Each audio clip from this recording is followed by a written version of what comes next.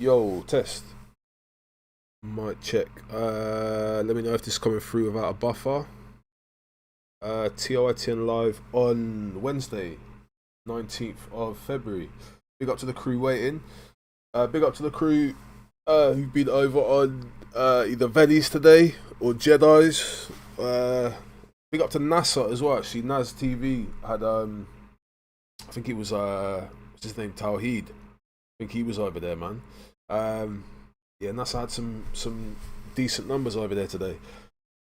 Big up to Truth. I see you freestyling earlier on, man. Boom.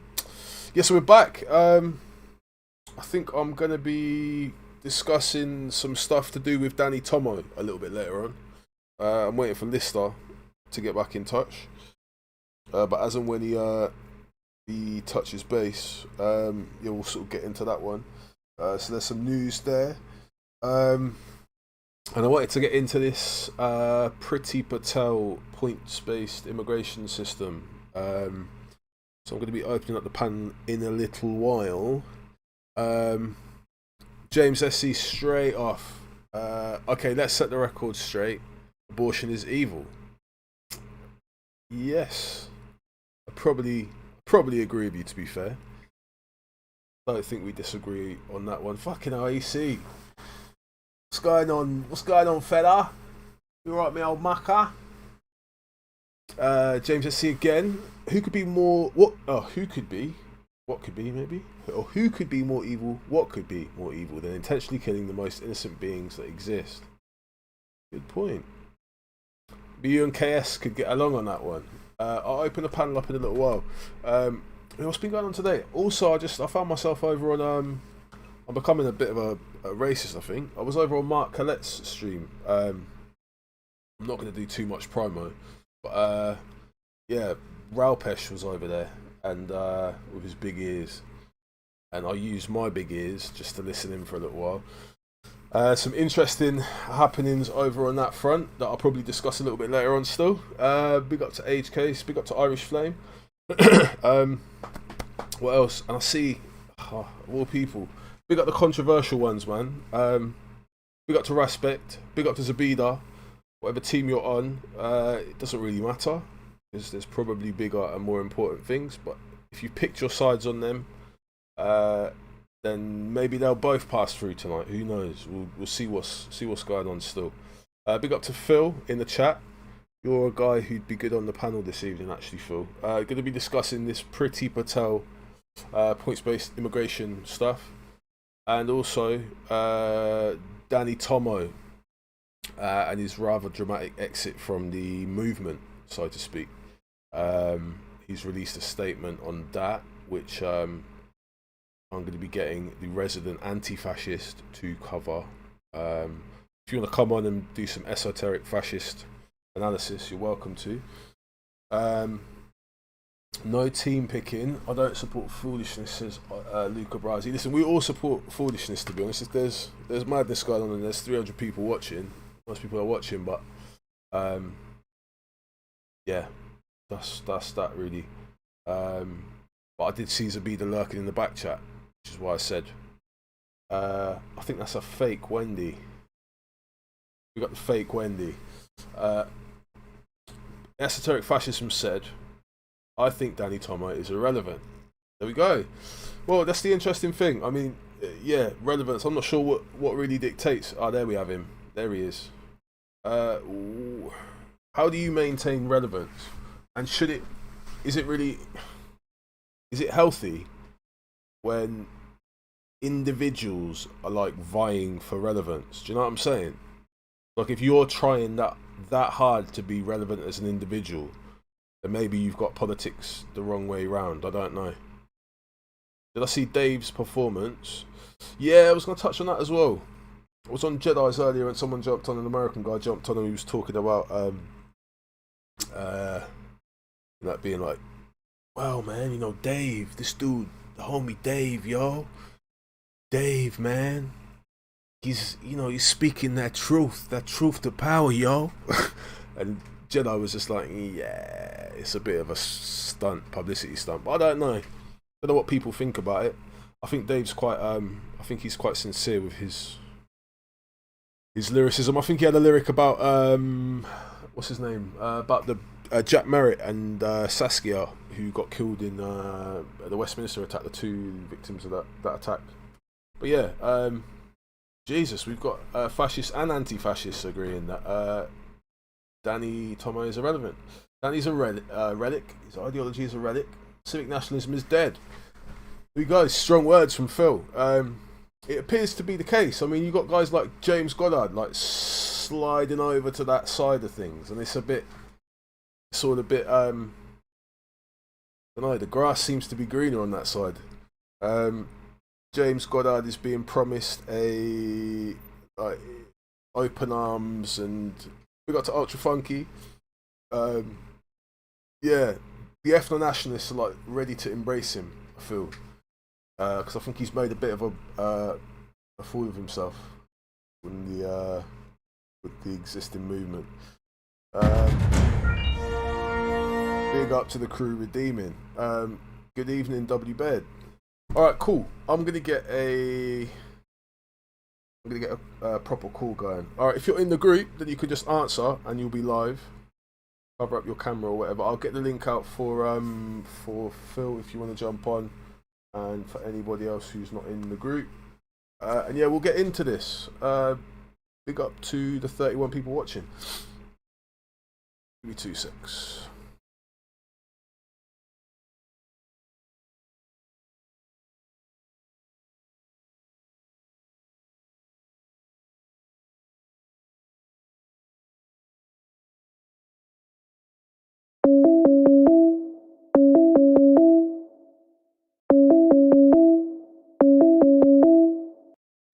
Whoa. Big up. Big up, man. Yeah, as you probably heard, we're live, so yeah, welcome. Who else have we got who's jumped on? Big up, is that Simon Lord? Big up to Simon. It is. Hello, how you doing? Big up, man. We're live at the moment, if you didn't know. Yeah, I didn't, but I just answered the call. That's all good. We've got the lovely Kay on the panel. Kay from Speaker's Corner. I don't know if you lot know each other. No, hello. Possibly, I don't know. You lot are all corner dwellers, unlike me. So yeah, I can't admit. I'm like, That sounds quite inspiring. corner dwellers. Yeah, it does sound a little bit. Yeah. Sounds a bit demeaning. Like pond dwellers. Something like that. It's where the mentally ill go to argue, though. To be honest, isn't it? Yeah. I mean, there are warmer places to do it, so yeah. Maybe. Oh well, big up. All right, I'm just gonna get the link out to Phil, and then we'll get going. Yeah, I'm good, man. We're just reviewing this Danny Tomo situation, kind of. I think we maybe might start. Could you fill me in about it? I don't know much about it. I've just heard it on the internet, kind of grapevine. Yeah, I've been listening to the Mark Collette stream with Ralph. So have I actually. And I heard his like sort of summary of it about 25 minutes ago. I heard you speaking to Ralph as well the other day. It's hilarious. I messaged you. Did you get it? Ralpesh, yes, yeah, on Sir Fazzy. When you went, Simon was very concerned. Like you synopsised what I said perfectly, as Boatface was saying it, and then he's very concerned about sort of young lads getting radicalised and possibly getting a criminal record. And he just went, but he's homosexual, and you kind of went, no, well, yeah. The comment section, anyway. It was he kind of latched onto that. He latched onto that, and I'd never heard him. You couldn't say anything, could you? You just kind of went, no, but that wasn't what I asked. Was what it sounded like to me. Yeah, I don't know, Ralph, man. I think he's trying to test his message still. I think that's what his his goal is, because I've just seen him over there, and he's got like 1,300 people watching. Which is it's quite a lot. And I don't know who the other guy is, the American guy. But yeah, it's he often seems to host the. I don't know much about him, to be honest. Yeah, they touched on. Other than they briefly touched on this Danny Tomo thing. Big up to Phil on the panel. Yeah. How's it going? Phil, have you heard about? Mike, okay? Yeah, Mike's crystal, man.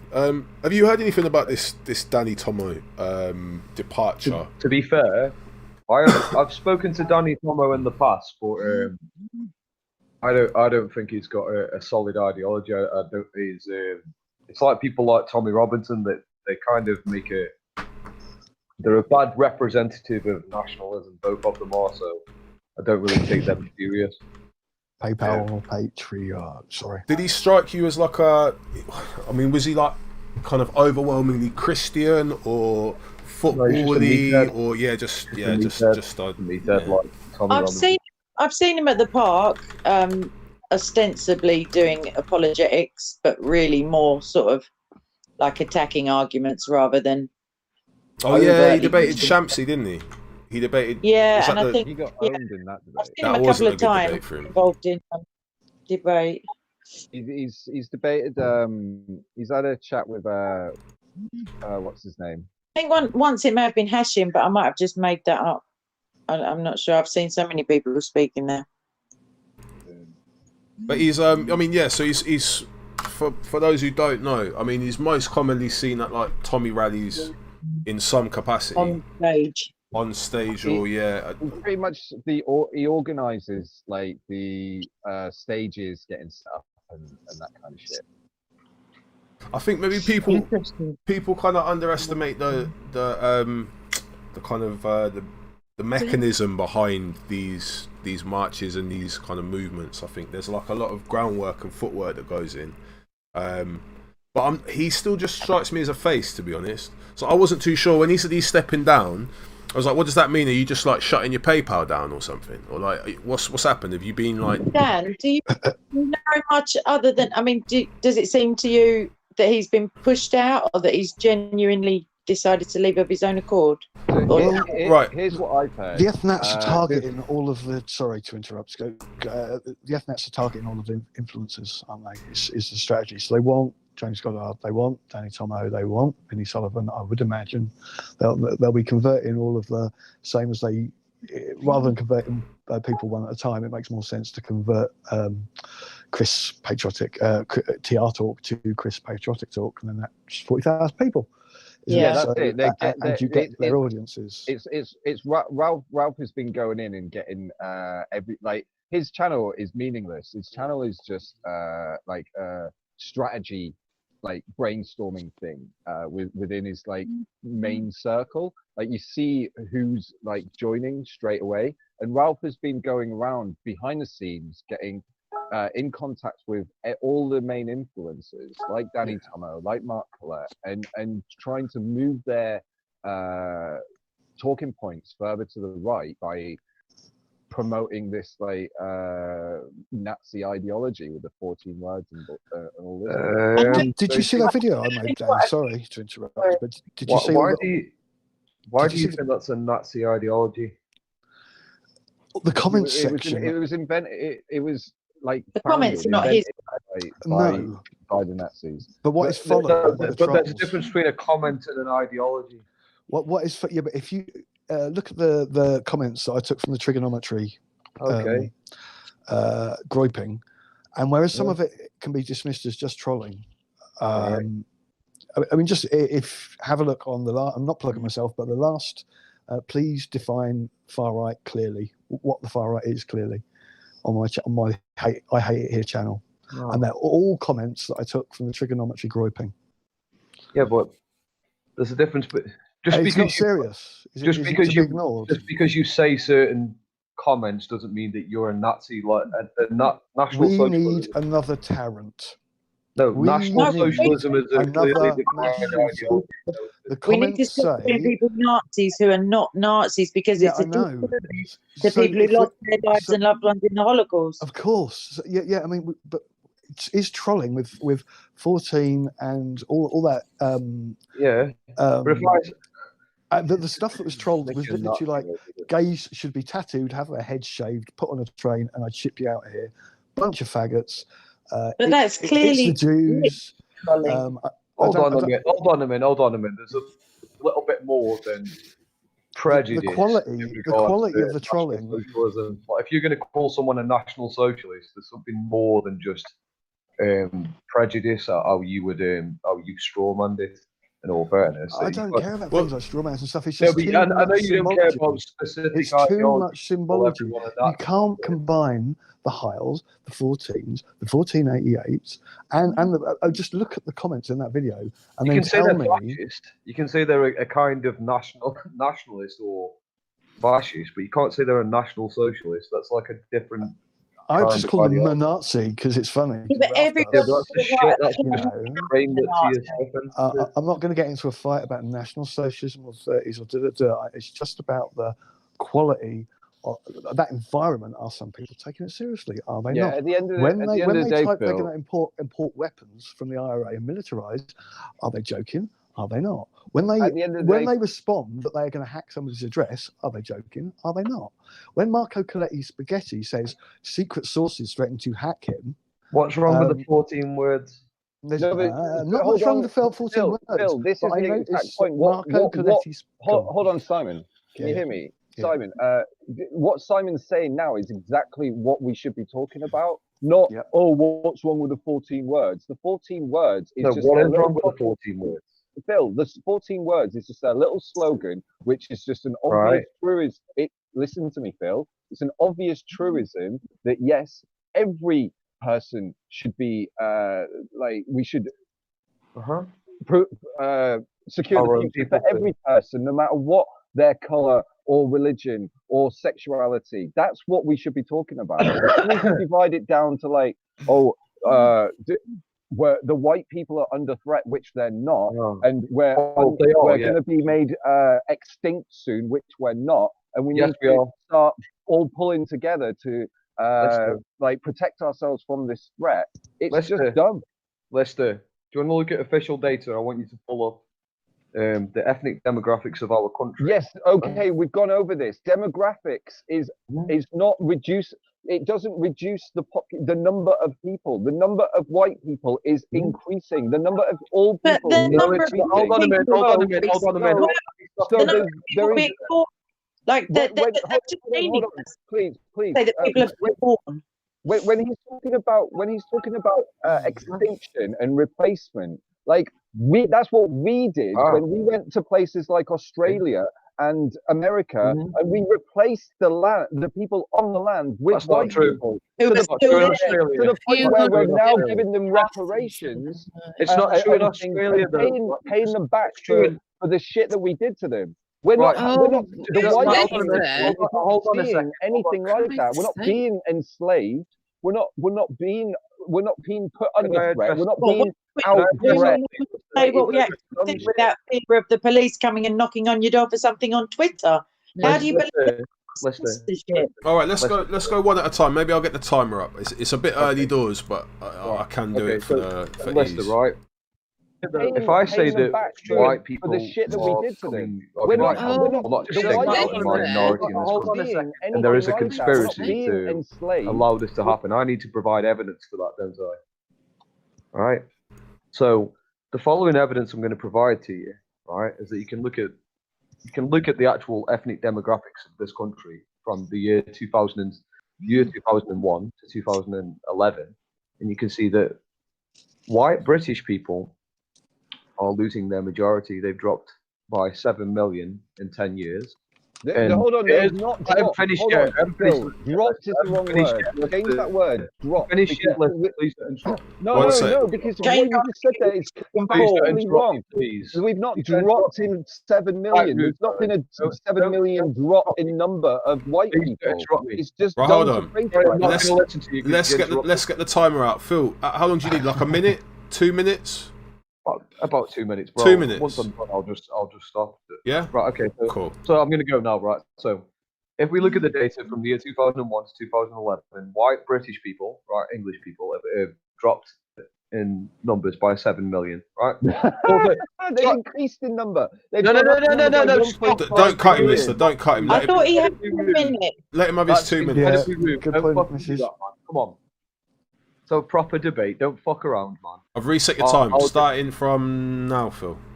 Right. So from the year 2001 to the year 2011, white British people have dropped in population by 7 million. It is true that other European ethnicities, white ethnicities, have increased. All right, but that shouldn't happen anyway. We shouldn't have to resort to importing people from other European nations just to keep the population going. Look at every other ethnic group in the United Kingdom; they've increased in population, apart from Black Caribbeans, like the Jamaicans, people from the Windrush generation. They've maintained their population levels, but every other ethnic group has increased in population, apart from white British people. Right. Next, we need to look at the United Nations. The United Nations have dealt with the problem of the low fertility rate in Europe and the fact that we don't meet replacement rate. Instead of, I can find you the document which talks about this. The United Nations have met up and they've talked about this, and their conclusion is that to deal with the fall in population levels in Europe, they need to resort to migration. We all know this. But don't interrupt me. That's what. Sorry. That's what their solution has been. Now, all I'm saying is that there is a concerted effort to deal with the falling population, fertility rates in Europe. Instead of encouraging the natives to breed more, and instead of making us self-sufficient, they have resorted to increasing migration, right? And that's a bad thing. And even if Polish people are increasing in population in England, which they are, or other European people, that's equally as bad as any other ethnicity. England should be self-sufficient. We shouldn't need to resort to immigration to keep the fertility rate or the replacement rate. So anyway, I'm done now. I blame you straight people. So basically, he said at the start, white people have dropped by 7 million. White British people. Sorry. The number of white British people have increased by 1.5 million since the 2001 census to the 2011. So that's not true. That is true. You can check. No, it's not. Do you want me to provide the data for you? Yeah, go look now. You can check. Get the data, Phil. Get the data, Phil. Nah. I have my time research. TOITN. I'm going to provide you the data in the back chat, and you can look at it. Okay. Right, so it's in my documentary about the Tommy Robinson Great Replacement and Generation Identity documentary. The number of white British people goes from 50.6 million to, about 50.5 million to almost 52 million. I think it's like 51.7 million. You can check the census data. It's I quote it in that documentary. That's just the facts. So we're not importing people to keep the population going because we are increasing in number. It's to keep the economy going and this religion of perpetual growth that we need. If we want to grow as an economy, we need more people to fill the jobs in the new businesses that we've created. Rubbish. So it's not to keep the population going; it's to keep the economy going. So if you care about these things and you want to go back to more traditional lifestyle where a woman can stay at home and the husband can go and earn a wage, then we need to live in an economy where an average wage is able to provide for a whole family. That's never going to happen in this capitalist system that is perpetuated by fascists and their endorsement. Hold on. What do you think fascists are capitalists? Fascists, listen to me. Fascists and their endorsement of right-wing politics. I didn't say their endorsement of capitalists, but their endorsement of right-wing politics and right-wing politicians. Like we saw in their endorsement of Boris Johnson as opposed to... You think I endorse Boris Johnson? If the fascist community, the right-wing community endorsed a socialist, if that's what you want, like Jeremy Corbyn, then maybe naturally, Wendy, naturally we could have had a rebalance in the inequality that we see, and naturally people would have thought, hey, I can afford the time now to stay at home and take after look after the children, as opposed to being forced into labour. Lester, right? You do realise that not everyone on the right. I mean, first things first, we need to talk about how we define right and left wing, right?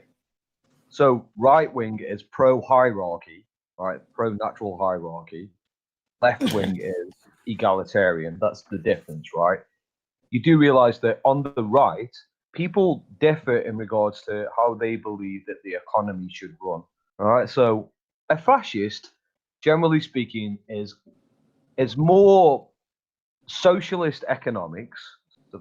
So it's very similar to Jeremy Corbyn in terms of economics. If we were just talking about economics, Lester, we're just going to agree on pretty much everything if we're just having a purely conversation about economics. Whereas if I was talking to a conservative about economics, I'm going to disagree entirely. For that reason, if you're a nationalist, if you're a real nationalist, you have to be anti-capitalist. And in fact, the most socialist thing you can do is to be a nationalist. That's what it is. Even Bernie Sanders was a nationalist and a socialist for a very long time. There's a lot of videos where he's talked about he wants to reduce immigration because it's bad for the working class, because it lowers their wages and it's perpetuating this capitalist system.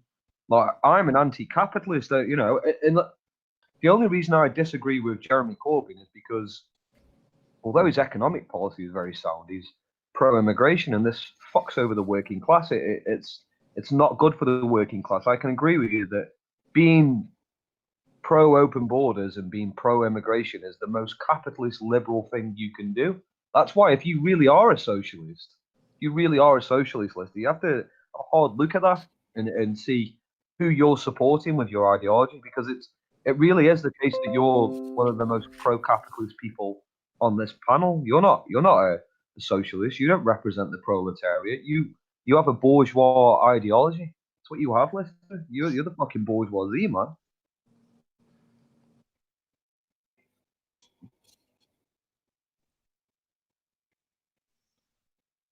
So basically, we started off talking about Danny Tomo, and Phil instantly turned this into a nitpick over the word that, like, someone using the word Nazi, completely changing the topic from what we started, when we started, and to the topics that he wants to talk about, like all the topics that he talks about on his failing YouTube channel, yet to get off the ground.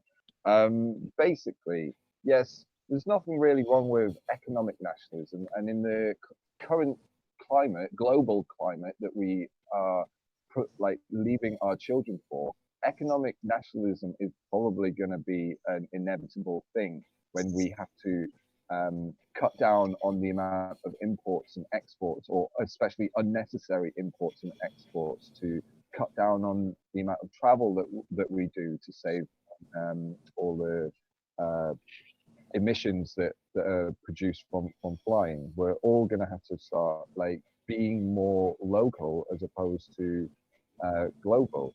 And it's only like I said before, talking about it's only when the fascists are endorsing right-wing politics that it just perpetuates this siphoning of money off at the top, and then the actual problems that need to be solved don't get solved. So I'm going to continue to say this, there's $30 trillion in tax havens around the world, and that is 3 times more than the amount that our whole country is worth. So that's every single car. Well, Lister, what are you going to do? What are you going to do? Shush. Who the hell do you think you're talking to? Oh, okay. All right, Dan. So we need to get that money back, and we need to start trying to get these people to invest that money into the economy. And doing that is not going to happen when you put in people like Boris who have money, who have a massive investment in that tax haven system. All right, I'm gonna give the floor to Wendy. Who's that? Who's just jumped on the panel? Is that Ali Khan? Yeah. It's Ali Khan. Sorry. Give us a sec, Ali Khan. Just let me give Wendy the floor for 2 minutes, and then we're going to get onto this Danny Tomo thing before we then get on to the other conversation that I feel is maybe developing.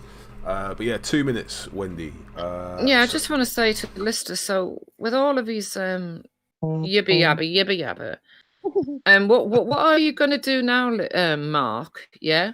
When the new laws come in, when the new laws that have come in with the new immigration laws, that will literally stop the low-skilled workers coming in, which will open up jobs for the working class of this country. Okay, what are you going to do then, Lister? So I work for I work for Deliveroo and Uber Eats, and I have to be like, it's very rare that I see a white guy or an English guy. No, you're not listening to me. Hold on, Wendy. You're not I'm listening. listening, and I'm answering the question exactly how I want to answer it. So please let me answer. So this is a job where anyone can do it. There's no interview. There's just a little background check that you've got to do. Everyone can ride a bike. Everyone can push a few buttons and knock on a door. Like, not everyone can speak English, though. It's a good wage. Yeah, you don't have to speak English to do it. You do now. You do to get into this country. If you don't speak English, you don't get in. Well, the unskilled workers and those who can't speak English, are part of the overhaul of immigration laws that will end the era of cheap EU labour in factories, warehouses, hotels, and restaurants. Aren't you glad, Lister, that we're no longer exploiting the working class, and now that the working class are not exposed to mass immigration, they can demand higher wages because immigration lowers their wages. So now we've dealt with low-skilled migration. This is great for the working class, Lister. It's brilliant for the working class. What are you going to do when the wages you won't affect the market anymore?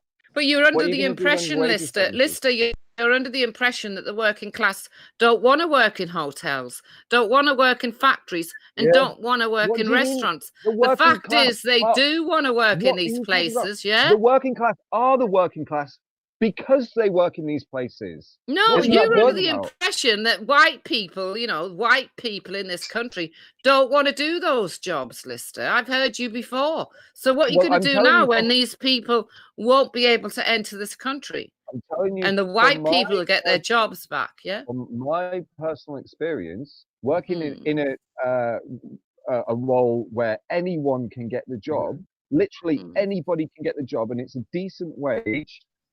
And you get a lot of freedom. You can I do not have many complaints about my job. That's not answering my question, Lister. Why is there no other white people that want to do it when they could easily just walk into the office and get that job straight away? Because Lister, you're not answering my question. Answer my question. Why are there no white people working for Deliveroo and Uber Eats in London? Because it's a shit job. The country is bigger than London, Lister. The country is bigger than London, Lister. All these unemployed white guys could easily get employed tomorrow. Right? No. But you see, that the happy day today is the fact, right, that from now on, if you can't speak English, you don't get into this country, and that the immigration laws are now going to change to where the low-skilled workers that try to get in here and nick all the factory jobs and steal all the warehouse jobs is no longer.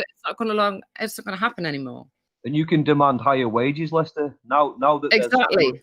Now that there's fewer people competing for your job, I mean, you're familiar with supply and demand in economics. See, the thing is, do you think the working class can take advantage of that? Do you think I can just? Do you know what? As well, Phil. Give me. I know that now that like 1 million people have been kicked out of the country. Give me. Also, we probably see the end. Lister, we probably see the end of 0-hour contracts as well. Okay. They're going to disappear also. Okay, when are we going to see the end of food banks, which have been on the increase? Well, probably now, because all these people will be able to get back into employment because, the immigration laws have changed. I'm really happy today. I think it's wonderful. Okay, so do you know that the UK unemployment has been falling since 2012 from 8% to where it is now 3.8%? Yeah, we've been supposedly having like unfettered immigration. Why has immigration? Why has the unemployment decreased? Have you ever heard of underemployment? Do you know what underemployment is, Lister? Underemployment. Yeah. What now? People are underemployed. No, underemployment is when you're employed, but you do a shitty job. You're on some shitty 0 hours contract, and then the government classifies you as having a job. Yeah. The reason why unemployment figures have been going down is because a lot of people are on shitty 0-hours contracts or working shitty jobs that don't pay enough. That's why they see. We're going to change from a employers market to a employees market. Yeah. No longer are the employers going to be able to treat us like shit with their 0-hour contracts and everything else. What? Okay. Yeah. Oh, yeah. It's going to happen. I'm on a 0-hour contract. No. Yeah. Well, you'll be able to come off that and come on a proper contract. Yeah. No, but I don't want it. Well, you don't. Well, exactly. It's people like you that are the problem. Yeah. You're a capitalist. No, it's me. It's because I want the freedom to be able to say, "Hey, mate." No, you should be in a job. You don't need the freedom to go from job to job. Delivery I'm on. No. You want to take that freedom away from me? Yes, I do. Well, not that freedom away from you. That's just bourgeois nonsense. I want you to be able to say to your employer, "Listen, I am the working class. There's not many of us now, so you can't lower wages or implement 0-hours contracts. I demand this wage. I demand a living wage." Are you going to treat technology the same way that you treat immigrants? So, you think immigrants are coming over here and taking our jobs? Are you going to think about it? That's what's happened. AI? Are you going to call out all the computers that are taking jobs in places like McDonald's and Sainsbury's? No. Kick out the AI. No, so the thing is the AI. The thing is, Lister, right? Is that nice one, Lister. No, seriously, how am I going to protect my job from being? How am I going to protect myself from getting replaced by a drone, but developed by Amazon in like 2 years' time? Yeah, well, we take one problem at a time. One problem at a time. All right, so I'm gonna sort of offer the source. This is from the Guardian, but the Guardian, well, referencing the Office for National Statistics, is saying that automation threatens about 1.5 million workers in Britain. Mainly women and part-timers who are at risk. The driving jobs will go first. Yeah, I suppose driving jobs are on the way out. GPS cars. Yeah, I don't know. I mean, I think Lister's got an argument there. Yeah, I mean, I'm reading the other articles that are out there. People are sort of criticising Priti Patel for being perhaps a little bit too optimistic and thinking that 8 million people are suddenly just going to take up work. I don't know. I'm not sure what's going to drive the. Well, this is. See, the thing is that I don't necessarily trust Priti Patel. See, I'm not a conservative, and I'm obviously not Labour. I'm not a fucking fascist. I think you need to invest in your own people. Obviously, automation is coming, and we need to have a state that's going to invest in its own people. And now we can. I'm not saying the Tory party are going to do it. I don't think they will. But I think what should happen now is now we've reduced immigration, we can afford to invest in the people who are the working class, like people like Lester, and we can get them into the trades of the future. That's what we should do. But if we've got open borders and we just allow everyone to come into the country, then it's going to cost more. And obviously they won't foot the bill. They won't invest in training. They don't want to do that. The capitalists don't want to do that. They don't want to invest in you. They don't want to pay fuck all towards you. They just want to replace you with a fucking migrant who's more qualified or a fucking AI. They don't give a fuck about you. This is why, Lester, if you say that you're not a capitalist and you're a socialist, you need to take a fucking reality check. You are a capitalist. You're in favour of... I'm a best of both worlds, mate. Mixture. Best of both worlds. I want a mixture, but I actually care about the people who live near me. Like the people of England. I care about the people who live near me, no matter what colour of their skin. Well, so let me read some of these stats out. So, official figures from the Office for National Statistics show that the 8.5 million 16 to 64-year-olds currently not seeking work includes around 2.3 million students, 2.1 million long-term sick, as well as more than 1.1 million who are retired and 1.9 million who are looking after their family or home. Fewer than 1.9 million of the total were recorded as wanting a job. Interesting. The IPPR think tank calculated that Ms. Patel's immigration plans, which replaced free movement with a requirement for most migrants to have a job offer worth £25,600 or more, would rule out around 70% of EU workers currently in the country, delivering a shock to key sectors of the economy. Well, I mean, yeah, that's one think tank. I'm not sure who the IPPR actually are. Those excluded would include 90% of EU nationals in the transport and storage sector, 85% in hotels and restaurants, 66% in health and social care, and 59% in construction, the think tank said. Boris Johnson said the changes would mean the UK welcoming the best and brightest from around the world, whilst maintaining full control of our borders. And Brexit Party leader Nigel Farage held them as a very big step in the right direction. All right, so what do people think about that? So, I mean, there's some think tank estimates. I suppose you could say that people won't really know until maybe we're a little bit further down the line. But Wendy, do you think that we have the kind of leadership that can stimulate that 8 million into some kind of productive, like, of course, and it's not what's gonna whip up this kind of passive, or this Dan, this later, Dan, I don't know, yeah, I know what you're getting at, but Dan, it's not as much as the leadership, it's the fact, that they like to employ cheaper immigrants, and our young white people, right, or black people don't get the jobs. They just don't get them. They don't, in the factories, in the restaurants, in the hotels, they don't get them. They're given to the immigrants from wherever, Poland, Hungary. I see it all the time, So when they've gone, right, these people who apply for jobs but don't get them because they don't happen to be from Poland or Hungary, they're from England, they will get them now. And these zero contracts, they will go in time. They'll just disappear. Employers are not going to be able to do this anymore, with their 0-hour contracts. I think it's great news. I think it's great news. I think it ultimately, like you've just pointed out, that this mass migration is, and what happens as well is that when they encourage mass migration, they perpetuate this fucking stereotype that white English people are lazy. Like, white English people are lazy. That's why we need migration. We need more migration. And it doesn't benefit the people of England. It doesn't benefit the working class. No. It benefits the capitalist class. So it benefits. And what it comes down to is that now we've implemented this. But admittedly, what Priti Patel is going to engage in now, and what the Conservative Party are going to engage in, is that they're gonna keep the shitty jobs for the white working class, but they're gonna encourage mass migration of high skilled workers.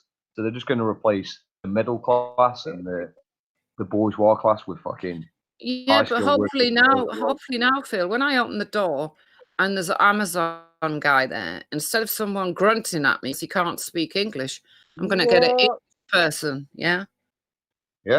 Grunting at you, what? So that's and shoving the bloody thing at me as though to say sign, but he can't actually speak English. You'll be getting a drone soon. That conversation, Wendy. You're so upset that you don't get to talk to your fucking delivery guy. Will no one else talk to you?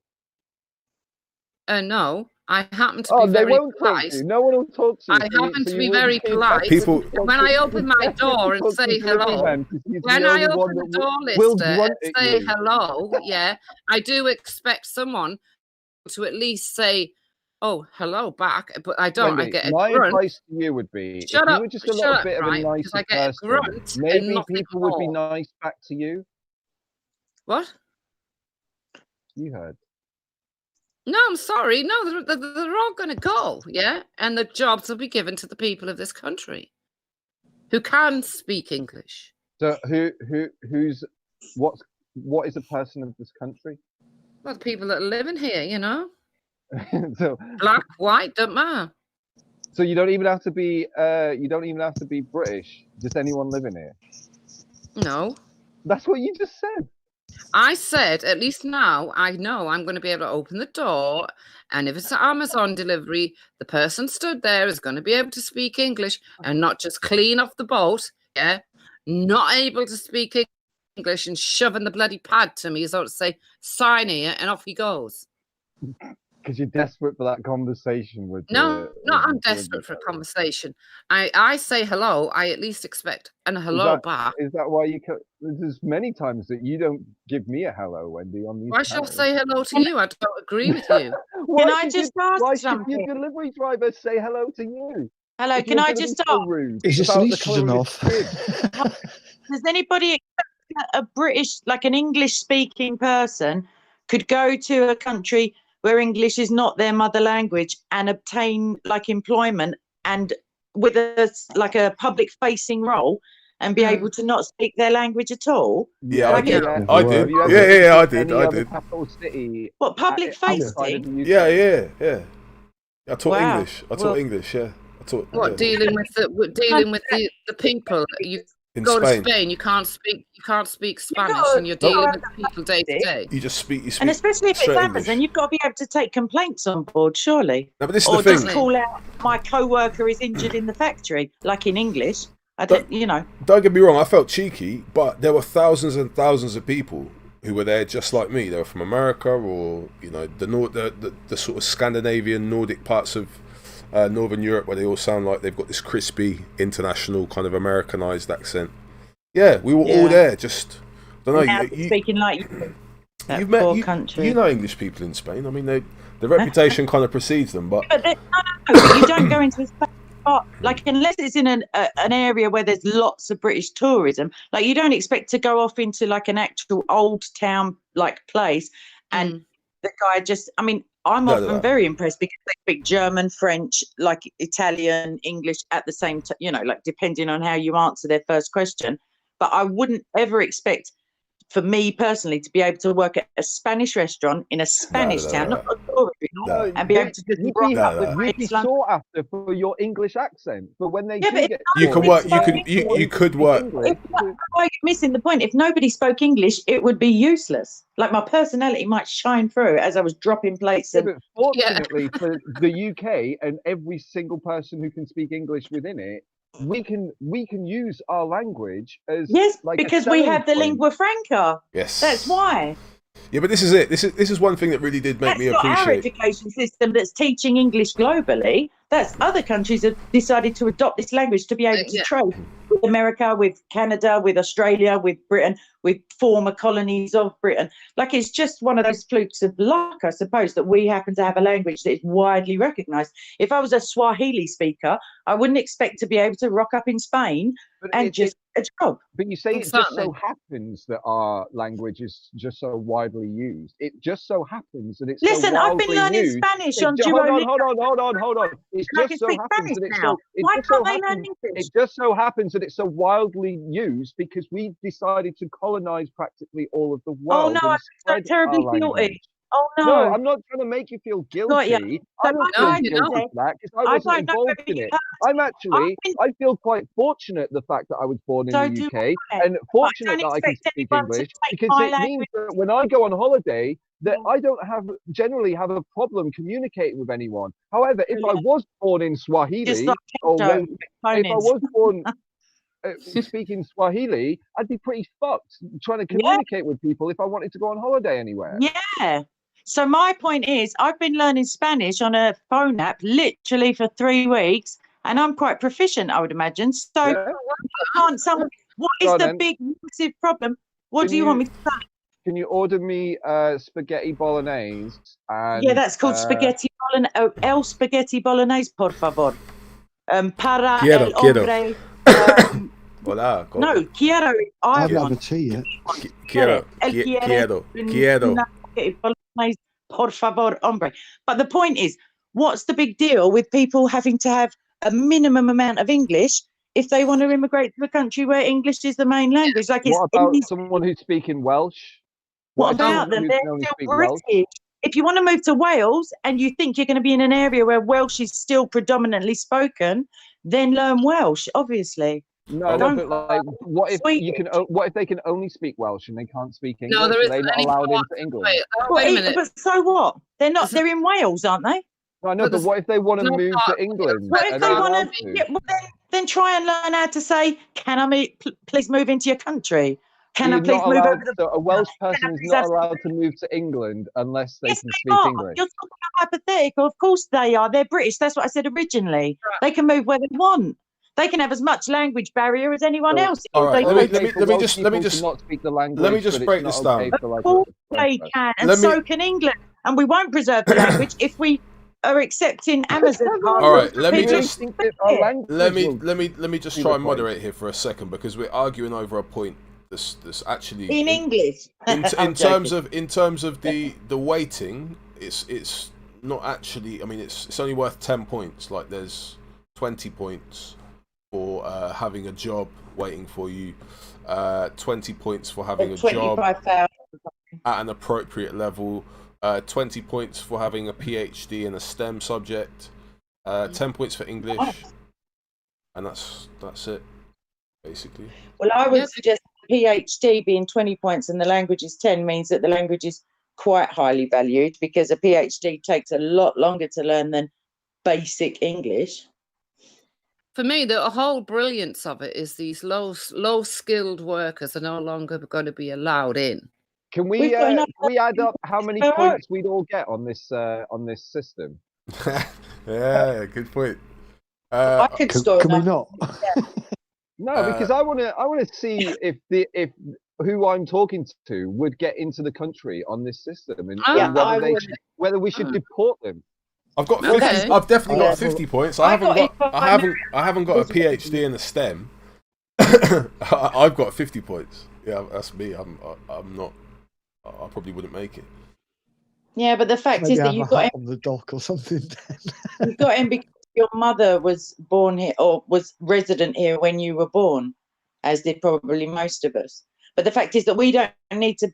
We're not meritocratic in that sense. We're just talking about people who want to come and live in this country. And why do you want to live in a country? Can I just finish? Sorry. Wouldn't you be quite lonely to move? Like, migration is a massive upheaval, whether it's wished for, worked for, dropped, smuggled in. However people want to get here, it's still massively traumatic in that respect, like moving house, the death in the family, that kind of thing. So wouldn't you want to make sure even that the rest of your family or you yourself were in a position to actually integrate ever so slightly? Nobody's saying drop your religion, drop your fashion, drop your culture, your history, nothing. Just don't stop speaking your own language by all means. You're telling me that no one's advocating. Someone's saying you have to be Christian or atheist to move to England. No, but people are saying that wanting to ban Islam. No, they're not. Oh, you're telling me that there's no one in the UK that wants to ban Islam? People are behind Christians to be far right at the moment. I would willingly ban Islam. Are there people in the UK who wear tinfoil hats because the deep state are communicating through the radio? So what's it? Okay, so we almost had we did have a eugenicist. We did have a eugenicist as an advisor into a government position. Like a couple of days ago, and you're just thinking that this is like a million. Hello, can I finish, please? Genesis.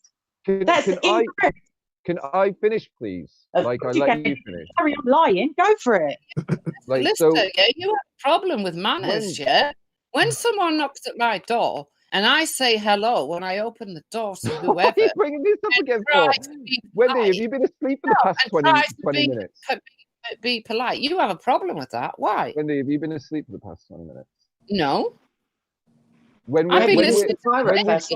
And you're trying to bring it onto another subject, yeah? No, can I finish the point? I expect the person that stood at my door to be able to at least acknowledge the fact I'm there, yeah, and say hello back in English instead of grunting and pushing something out at me. I've never, ever not been able to have a conversation with any of my delivery drivers, and I live in highly populated immigrant. Wonderful, you just live in the sunshine land, yeah.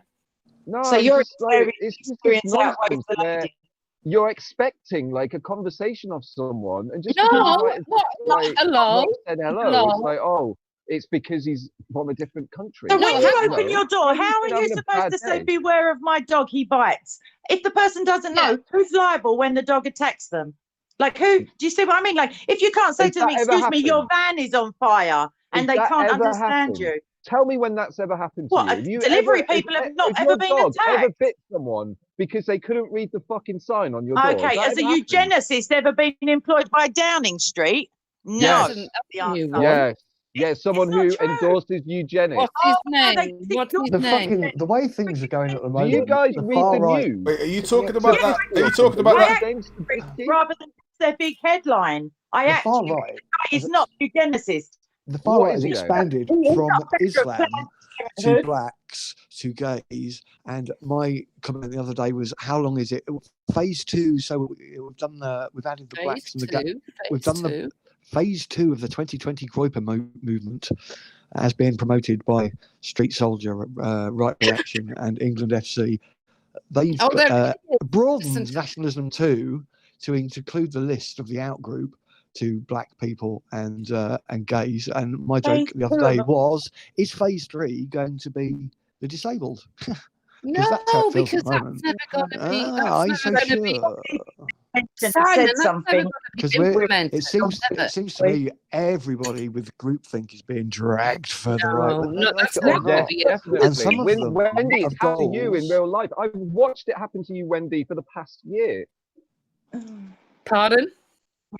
You've been dragged to the right, and I told you it was happening. That's because everybody to the right of Mao is a Nazi, so they tend to band together. I imagine. I've always been like this. I've never been any different. Barely. I'm just hanging on because these and I'm cunts telling are getting Simon out of control. here, yeah, that what he's listening to with them on those other channels, they're talking rubbish. Yeah, those things will never be implemented. Phase 2 and phase 3, it's all rubbish.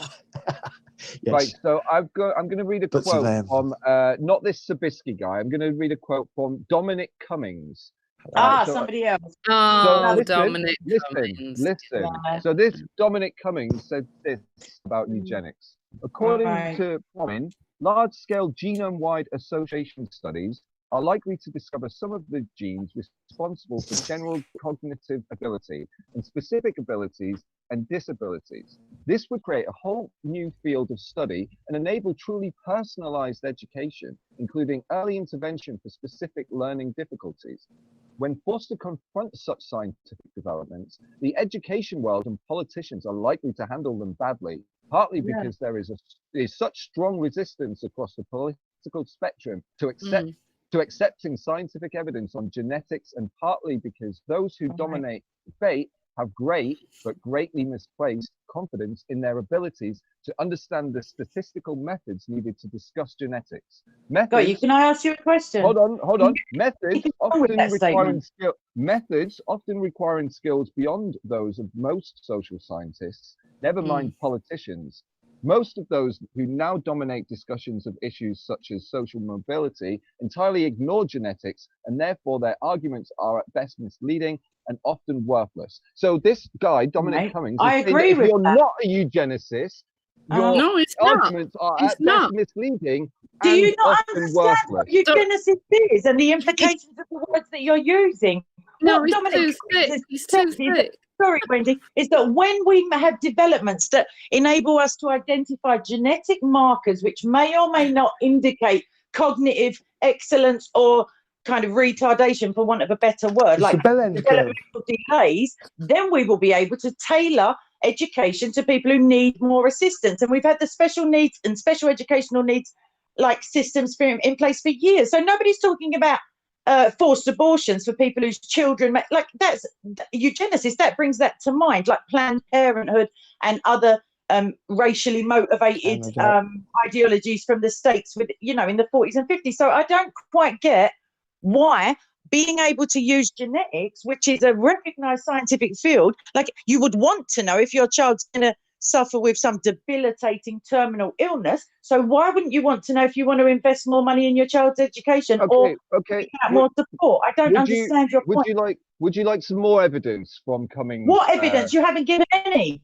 Okay, no, because I have given you. I'm letting the audience decide for themselves. Excellent. What if they you could think. put on a more, so let me give you another one. So, for example, a leading sociologist, John Goldthorpe from Oxford, recently wrote, "Understanding and Misunderstanding Social Mobility in Britain." which explained various ways in which economists have misled the media and politicians into making claims about the stalling or decline of social mobility in Britain. In a paper about class and wealth across generations, he ignores genetics entirely. However, using parent-offspring correlations as an index of social mobility is fundamentally flawed because the correlations are significantly genetic, not environmental. Raising school performance of poorer children is an inherently worthwhile thing to try to do, but it would not necessarily lower parent-offspring correlations, nor change heritability estimates.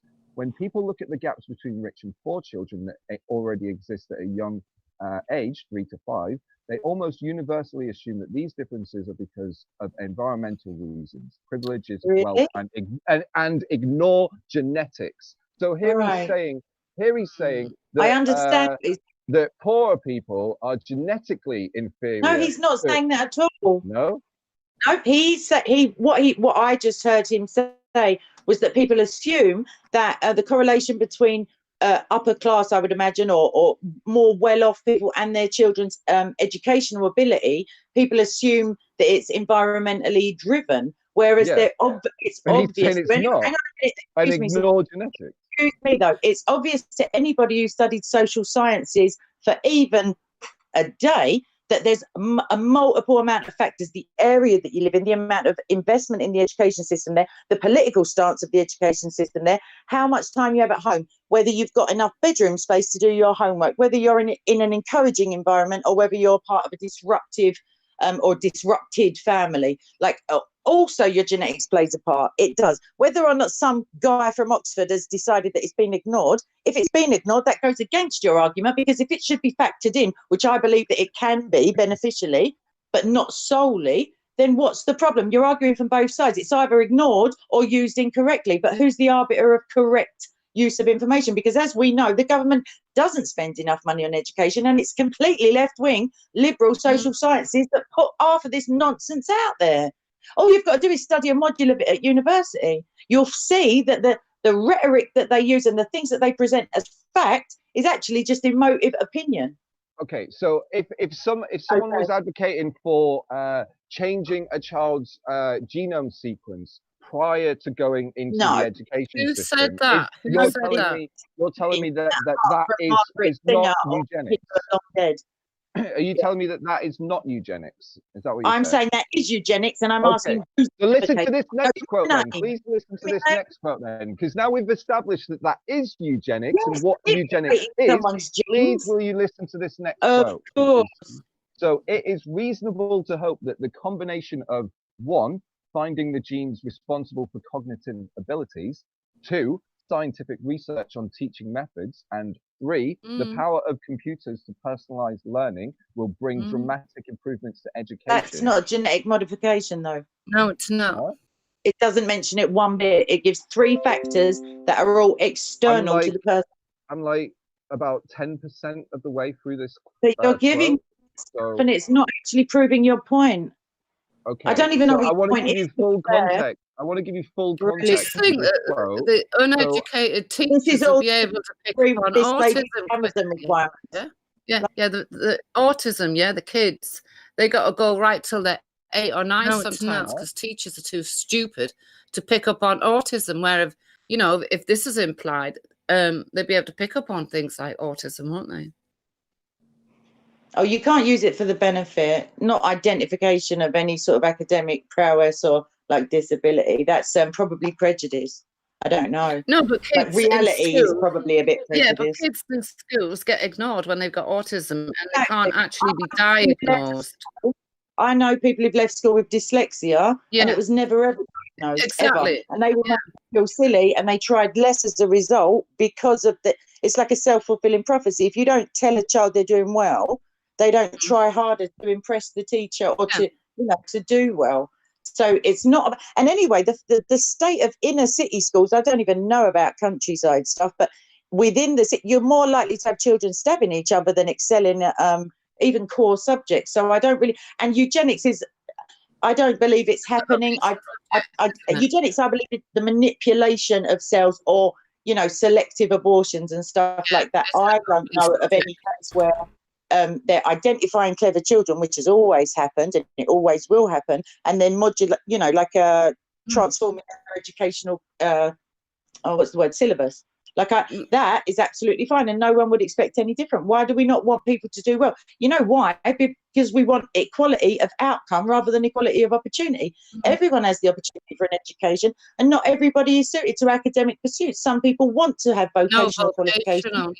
Vocational. Yeah, exactly. They want to be a plumber. They don't want to write sonnets. They don't want to read Shakespeare, because why? Apart from on a beer mat, maybe. Why do you? Some people so just. You're telling me there's no plumbers that like reading poetry or Shakespeare? I do actually know. Exactly. So what are you talking about? You're diminishing the working class and saying that they're not into these typically British things. Subjects offered at school that nobody wants. There are atheist people who don't want religious studies, and I'm a religious person, but they don't find it useful. So my point is, I'm an atheist who would have. If you want a vocational done religious studies. Hold on, I would have loved to have done. I would have loved to have done religious studies at GCSE, and I didn't get the chance to until at A level. I did it just because there was more women in the class than there were guys, and I liked my chances. And then it ended up being my best subject, and something that has affected me for the rest of my life. Which shows that there should be a one-size-doesn't-fit-all education system. Core subjects, everybody. Yeah, I don't think there's a one-size-fits-all education system. That's why we all did different things. Great, exactly. So that's why options were introduced at 13. But English, I'm afraid, stays on the syllabus, whether you're in England or Scotland or Wales, I imagine. So I don't know why you can just drop it at the border and just. Obviously, nobody's saying you have to be proficient or writing poetry or esoteric nonsense. Just come in being able to actually ask for your passport back and say, where's the post office? And, excuse me, do you know where there's a doctor's? Because whatever. You need to be able to ask these things. And if you've got family here already and it's a chain migration system where you can get family members to go out and ask you, brilliant, crack on. Okay, but there are people I personally know, what percentage of people for multiple decades who can't speak the language because they were never pushed to. What percentage of the UK cannot speak English? Quite a high percentage where I am. Well, what percentage? Quite a high one, I would suggest. Because, is it 80? Is it 6? Mate, you know why I know? Because when I phone the local authority, it asks me, if you want this message in Somali, please press this. If you would like it in Bengali, please press this. I'm not joking. So that's the fact that I know there are many non-English speakers. Wow. But what percentage of the population? Well, I've just Googled it. What is an acceptable number for you? What is an acceptable percentage of the population not to be able to speak English? Acceptability. I just don't think it's fair on the people, and I don't think it's fair on the people who have to act as interpreter. I agree. But there is always going to be people here who cannot speak English because they will have to be here to learn as they do. There are disabled people who can't speak. So what is an acceptable percentage for you? I don't know. I think it should be an ever-changing number, though. Let me finish, mate. Okay, I think that once the person has identified themselves as someone who needs extra support, because there are lots of women, unfortunately, who live in households where they don't go out to work, they don't really get the opportunity to come out and learn English, even if they wanted to. This is exactly I'd love to have more of that conversation where we can get more women into education from poor backgrounds. But would you say 2%? Would you say 2% of the population is a fair amount to not be able to speak English? I would rather go by the percentage of London. Because 2% of the if they're all in the same place, it's problematic. If they're dispersed evenly, then obviously it's not because they love families. So, what if their family member dies and then they've got no one to interpret for them? What if they need to book a funeral? What if they get raped and they need to report it to the police and they don't want to share their personal business with a third party? What about that? Okay. There are cases where English is necessary, unfortunately. I appreciate all these problems that you want to solve, but to solve these problems, we need to know how big of a problem that is. So, what is an acceptable amount of level of this being a problem? Are you willing to allow? Would you say 2% is a fair... Okay, tell me, what's the population of Britain at the moment so that I can work out what 2% is? It's around, yes, 60 million. So we're talking a lot of people is 2% because I haven't got 2% would be about 800,000. I think that's too many. Oh, it's 66 million actually. 66 million. So I think that's an awful lot of people with the potential to be bullied, to be trafficked, to be forced into prostitution, to have illnesses that they can't declare, to just not be able to enjoy the same quality of life as other people, to switch on the TV and think, what the hell are they talking about? Obviously, in their own language, they'll be thinking it.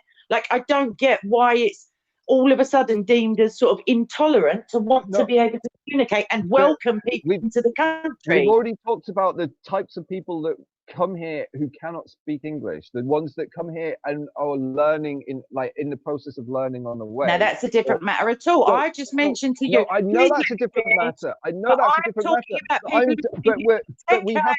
But we have to. Hold on. Like, I'm keep talking. You keep interrupting me, and then as I keep talking, then you keep saying I'm interrupting you. So please, can we have a bit of a two-way thing? Please, can we have a bit of a two-way thing where when it's obvious that you're interrupting, then you can stop. When it's obvious I'm interrupting, I can stop. So we don't keep having this like argument. So I'll tell you now that there's just 1.6% of the population that couldn't speak English well or at all. So like, I mean, what year are they? Well, Amazon must employ that 1.6%. They're actively seeking them out in their own language. All right, hold on. Let me try and shift this conversation a little bit. There's a question from the chat. At Wendy, and I think he means K, and this is Gary Staines. That's a good argument. What about the lack of opportunities for women in England? Is there anything else we can squeeze out of that conversation that might get a bit of common ground between okay, all right, can I answer then? Yeah, I would suggest that the amount of I think mainly, I could be wrong, Eastern European women, I think particularly, who are smuggled here, who are used within the sex trade, who are kept isolated anyway, but also have the added problem that if they were to, in inverted commas, escape, they can't really accurately describe their trauma without going through an interpreter, and then you have to find an interpreter, etc. So I think that for legal immigration, for sure, there should be just a minimum. I'm not talking about essays. I'm not talking about anything other than the basic, hello, how are you? I'm new in this country. Do you want to be my friend? Whatever nonsense they want to teach people. But like I said, I've been learning Spanish for not even a month, and it's maybe I've just got a proficiency for languages, but it's not difficult to pick up the absolute basics. So I would imagine that unless the person has some sort of learning difficulty which precludes them, and then obviously they get a complete pass, if they haven't got that disadvantage, then to not learn it, I suggest, is sort of arrogance, really. I think it's arrogant. Yes. I think it's arrogant. It's slightly arrogant to say that it's easy. Like, oh, I can do it, so you must be able to do it too. So by your reckoning, you should be the one waiting a minute. So anyway, I would suggest the arrogance is this. If you're coming in, if you're migrating legally to this country without a job, then you would want to make your best efforts to be job ready. And that would include, unless you're working for Amazon, obviously, some level of English proficiency. That's all. No one's talking about sonnets. No one's talking about even 3 sentences, just the basics. That's right. So you can ask for an interpreter. I think everyone has their strong qualities and their not so strong qualities. Eugenicists would agree. So if I had to move to another country and had to learn the language, would they let you in? Are you done, Wendy? Yeah, but I'm asking, would they let you in? Okay, you're done. So if I was going to move to another country and I had to learn that language to live there, I wouldn't be able to do it. I wouldn't be able to learn it in 3 weeks, 4 weeks. Or maybe 2 months. I sat through French lessons for 2 years or 3 You years. had In fact, 5 years in secondary school. And now, like, I know next to nothing. I bet you can say, "Will you sleep?" Excuse me, please. Excuse me, please. Deep. Are you done, please? You're excused. Right. However, I'm very good at maths and logic and that kind of side of education. You're not good at logic. So for me, Wendy, I would love to do an IQ test with you anytime you'd like, Wendy. Anytime you'd like. You pick the time, the day. Lester. You can even pick the test, Wendy. Lester, you pick the time, place. Lester, what are the 3 laws of logic? So I need to know law. I need to have been taught the laws of logic to understand the laws of logic. Yeah, what is logic then? You tell me what logic is. Right. Okay. Why have we just changed the topic? Because you said you understand logic and you don't. It stems from the root word. The point is, I'm much better mathematically than I am linguistically. So to tell someone, if someone was moving here with their family and they have like 3 kids and one person struggles with their own language, let alone learning another one, are we supposed to just not allow that child here or not allow that family here? That's right. They don't get in. They don't get in with the English language. So nobody's saying hold children on, please let me finish. So when we look at the figures for who cannot speak English well in the country at the moment, the highest percentage of those people with poor English skills are English. What data are you using? What data are you using? Our Chinese boys. This is text messages. It's a .gov website. Okay, can you provide it in the back chat then? Yeah, sure. Okay, I think it's probably YouGov, which is like a polling thing. No, it's .gov, Ethnicity Facts and Figures Service. Yeah, but you're not taking into account that it's all going to change now anyway. So no, but I'm talking about the point that at the moment this is a very small issue, and you guys think it's a massive issue. I just think you're assuming that the guy who doesn't talk to you when he does your delivery can't speak English, when it might be the fact that he thinks you're a cunt. It's blatantly obvious when people can't speak English. We should always put our own people first. Because you can call them that disgusting word that you just used, and they wouldn't. It's a very good English word. That's a very, very traditional English word. It's not actually. I think it's Germanic or Old English, like very Old English. Old English, very Old English. Is that not English then? Saxon, dear. So when I open the door to a delivery person, then I should just say, "Why don't you go and fuck off?" Yeah, because obviously it doesn't really matter what I say. Yeah, and having manners doesn't count. Lovely use of the English language there, Wendy. Lester, see, the thing is that now he's the arbiter of language. Sorry. Yeah. Lester, when I'm trading with someone, I'm not allowed to share my opinion anymore. Lester, of course, repeatedly. Lester, when I go to the shop, right, I would prefer to have a small conversation with the person who's selling me the items that I'm buying. I think that's pleasant. I think it's a good part of being English, where you walk into a store, can have a nice conversation with them, and understand each other. Simply trade with each other. Like, I want the Amazon delivery driver to. I don't always want to speak to people, but it would be nice if we could have a friendly conversation. How many times a year? How many times a year? Hold on. How many times a year are you all prevented from having a conversation when you think it would be British to be having one? I'm talking about the fact that delivery drivers knock on my door and are incapable of saying hello. God. Can you film? How does he not get it? Can you film the next time this happens? In the Bible where God cursed people with your delivery driver, because I don't believe you. Oh, I'm telling you, yeah. And you get the thing you got a sign shoved at you. Where do you live? Then, the day when an English man steps in front of my door, you can guarantee he's going to go hello. So you have to be a white person. Did I say white? Mm-hmm. You're implying that you had to be white English, because most of the Amazon. No, she hasn't. I've never implied colour. Yes, you did. She's just saying somebody who speaks English. So Polish people are white. They don't speak English unless they've learned English. Exactly. Hungarian people, French people, Spanish people. Most of the time I've had an Amazon delivery, it's been a British person. They might be mixed race or something, but they can speak English.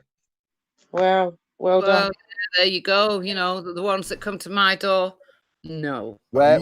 You must get the riff-raff for Wendy. I don't know. I get. Do you live in London?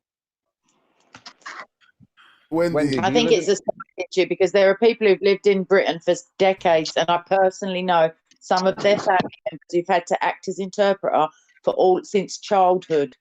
So it's not a matter of if you want to. And also know a teacher of English to people without English as their first language, and she also reports, or she tells me, that she's quite horrified that the fact that the people have been here maybe 5 years and nobody's ever taken the time to just give them the basics, like a literal spot the dog or whatever. I spent 2 months traveling around Thailand, and by the time I left, I could speak 2 words, and no one gave a shit. Everyone, all the Thai people still loved me. They all loved me. Even one of them wanted my signature because he thought I was a Thai pop star. Why did you go to Thailand? What was your intention? To travel. What, to see ladyboys? Yeah. Yeah, with my girlfriend. Not to experience the culture, obviously. We actually walked past a few of the ping pong places where there was a market, and we didn't bother to go in. Wait there. Phil, is this an example of Western degeneracy? Spreading across the globe. I go to Thailand to travel and see lots of men do. Okay, Boomer, that's what everyone says. They say, "Oh, good." Wasn't Gary Glitter saying that? Yeah, he was actually, love. Yeah. Oof. Yeah. All right. Cool. I'll tell you what we're gonna do. We've done it the wrong way round, and I think Lister was right. He came on. We were gonna do the Danny Tomo thing. So I don't know, Wendy, have you heard anything about Danny Tomo? Could you fill us in on Danny Tomo? That's it. Hold on. Shut up, Lister. You're not the only one. Yeah. Danny Tomo's resigned because he's sick of not being paid. He's out of the country at the moment, and when he comes back into the country, he's going to get arrested. What? He's fed up of he's fed up of death threats to his family. He's been ignoring his family. What's he getting arrested for, Wendy? He didn't say. Well, I know. Oh wow, that was a false question. Well, I've heard a rumor. I don't know. I've heard a rumor that it's not confirmed yet, but I think it's for beating his wife. Well, you know, if he's beaten his wife, well, he deserves to get arrested. But what I'm saying, this is why Danny Tomo has resigned. I don't know what he's resigned from, but he's resigned. And the big resignation letter. And wait a minute, he's been living from those places where you get food banks. Food banks. Is he out of the country though? At the moment, yes, love. At the moment, apparently, I think he must be in Russia or Germany. He must be able to speak the language to get to the food bank. Then surely. Let me read out his. Let me read out. This is quite a lengthy letter, but I'll try and read it out as quickly as I can. You've got a good reading voice. Go on, Dan. I'll try and add a little bit of emotion as well. If I could get the little sad meme music to play in the background, that'd be good. You can have some quiet crying music. All right. Good evening, you beautiful people. I just wanted to drop you all a quick message, as I'm receiving a lot of messages asking where I am. I'll start first by saying the past few years. I'll start first by saying the past few years have been absolutely incredible to say the least. I've met thousands of true British patriots, travelled the UK, and together we have achieved greatness. I've organised events up and down the country with protest numbers upwards of 100,000 people. When I started this, I had a burning desire to do something to help a man who I believed needed us. As the years went on, the subject matters changed from #Free Tommy to #Free Brexit. Hashtag Brexit to #Free Melanie Shaw, to MEP campaigns in the north of England. I do truly believe we sent a shockwave through the establishment.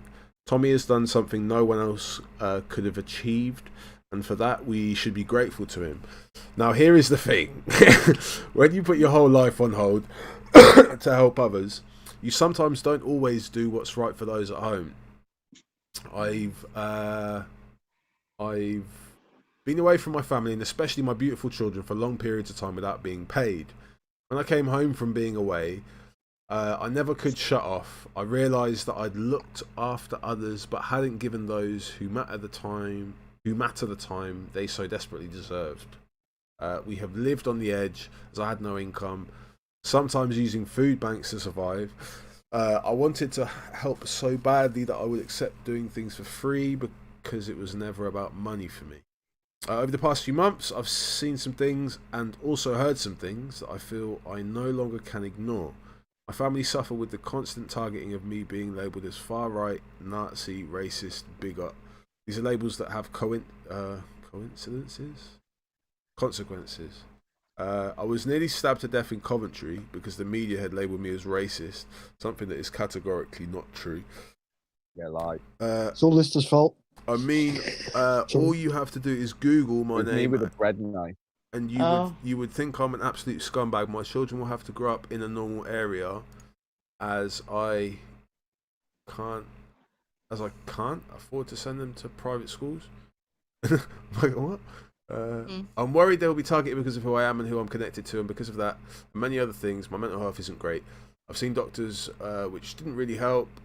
Police are actively looking for me at the moment because of the Telford report I did on a young girl who has been totally failed by everyone, and this morning they carried out multiple raids to find me. I've been away from my children because of prison before, and the thought of leaving them again has tipped me over the edge. The thing that gets me the most is 1 minute everyone wants to know you and be your friend, but as soon as you hit rock bottom, no one's there. Not even the one you have given up your life to help. I think he means Tommy there.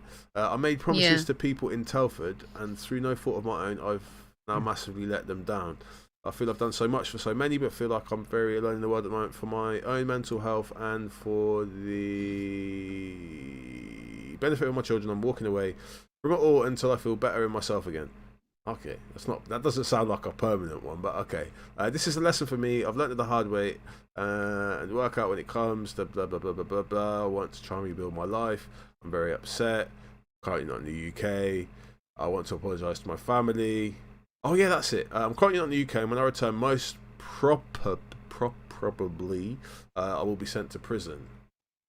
So he's gonna get nicked when he gets back. That's so. Yeah. So yeah, that Telford. Can I just ask? Did he refer to himself in the third person, or was he including a quote from somebody else? Because at one point it said, "Thanks, Danny." Something. I think I must have just dozed off. No, because God bless Danny Tomo. It was a bit long-winded. Maybe he said Tommy. It was a bit long-winded. So he's not in the country. He feels that he's not getting support from people who he's supported. And I think he has been getting paid by Tommy, though. I think that's just a lie. I have. This sounds like Ezra. I have it on good authority that he, on the EU campaign, he was constantly taking cocaine in every single hotel room. Oh no! Keeping everybody awake. And Tommy Robinson actually did quit for the EU campaign, and it was Danny Tomo that was getting everyone's tits up, like keeping them awake, like in the hotel rooms, like just on these benders. But surely after the first couple of times, you'd get him a room somewhere else. Well, yeah. But I'm pretty sure that if he's taking more cocaine than Tommy Robinson must be paying him something to like take months off. Yeah, but it's speculation, Lister. Yeah, and kind speculation, Lister. Yeah. Also, Lester, I checked that source that you provided, and it doesn't say what you said. It says it's a load of bollocks. You said that white English people are the most illiterate. What? When did I say that? The majority of people who don't speak English have been identified as English, like native speakers, is what you said. That's a load of bollocks. When did I say that? If you said did say it, that, if you just rewind about 10 minutes ago. No, I didn't say that at all. I didn't say that at all. I've still got the thing up that I was trying to read out while just 1.6. Yeah, but it's not a one-man show, is it? No, so, I said the Chinese ethnic group had the highest percentage of boys and men with poor boys English and men. language. You know, don't pick on the Chinese. That's why I said the Chinese. They've got their own problems at the minute. Yeah. No, but that's what I said. This says the Chinese, the ethnic group that had the highest percentage of boys and men with poor English. Oh, so why don't they just learn then? It's actually Asian Bangladeshi. Exactly. It depends what area you're in, basically. If you're in Chinatown, the majority of non-English are going to be Chinese. It's the same as, if you go to an area that's highly like Pakistani populated, you're going to find that the majority of non-English languages spoken there is Pakistani or Urdu. Anyway, look how quickly this gets changed back off. Anyway, can I ask a question about Danny Tomo? So I saw something, this is months and months ago, and I don't really keep up with all of that kind of stuff, but it was somebody accusing him. I don't want to say, it was two ladies, and they were basically saying he wasn't there, I don't think, to defend himself. I can't remember, but there was some question of impropriety with like financial. I don't know if it was like funneling off donations or something along the lines of that he'd taken expenses that he wasn't entitled to, or something like that. They were misappropriating funds. Yeah. So he'd regularly get given like a big sum of money by some like funder to organize. You have like, inside information. And then to me, it sounds like every self-respecting right-wing grifter camhor will probably relocate to the Mark Clamp to keep their numbers up. That's my thoughts. Yeah, there's something. It's already happened. You've got Reverend Simon Sideways. You've got Busker using the same arguments. James Goddard doing it now. I don't know about Simon. Like literally every single person is moved. What I believe is everybody already believed that they were FNATs. They just didn't know what they were, and they just called it CivNats. They just danced around their language to make it seem like they weren't. So what? It feels like it's been redesigned, and I don't want to be part of it. Do you think there's like a kind of coming out of sorts, where like the CivNats have to like shed their skin and like step forth into the ethnic? Right. So the thing is, there's no such thing as a civic nationalist. Let me explain. There's no such thing as an English person, according to some. Yes, there is, Philip. Let me explain. Right. So a nationalist. Right, so the definition of a nationalist, right, is an ethnicity with a state, with a country. That's what a nationalist is. We've had to start. It's something to do with ethnicity. Yeah, it is. That's what did you Sorry, what is your definition? And does it come from like a dictionary or? Because are we all homogenous? Is every single dictionary country is homogenous? Nationalism, I imagine. I'm going to look it up now, but I imagine within the definition is recognition of nationhood, of a shared culture, language, heritage, border. Yeah, and ethnicity. And ethnicity, that's what a nation is.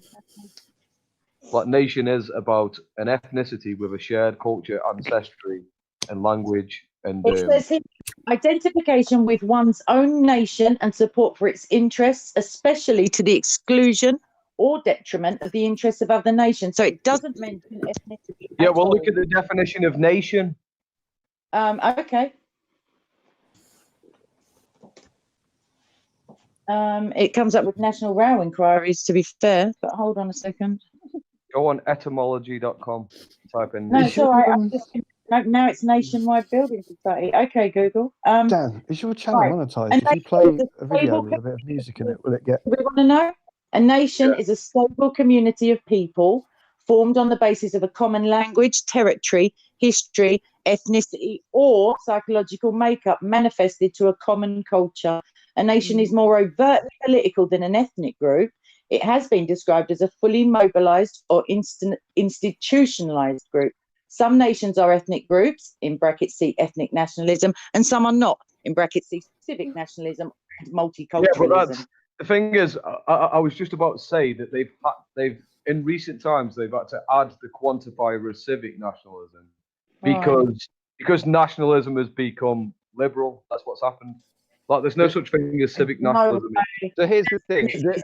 What I want to kind of agree with Phil on is like there was like 4 or 5 years ago there was no such thing as civic nationalism within the Tommy Robinson movement. Like even like 3 years ago, I'd say like no one ever used that word to describe themselves 2 years ago within the Tommy Robinson circles. So no one ever said that I'm a civic nationalist. They didn't know what they were. And then as soon as Ralph comes out and starts mentioning it, this word has spread and it's spread all the way through the system, where they've then defined themselves as civnats and fnats, to the point where now we've got this fake fight going on, where they all don't really know their own roles, because we've got Tommy Robinson, who's the civnat, but he's really against the fnats, but he will have a speech from an fnat that he really thinks it's important, that must be heard, and he'll speak it at Speaker's Corner. Like, if he's really against the fnats, why would he speak a speech from an fnat at Speaker's Corner? In the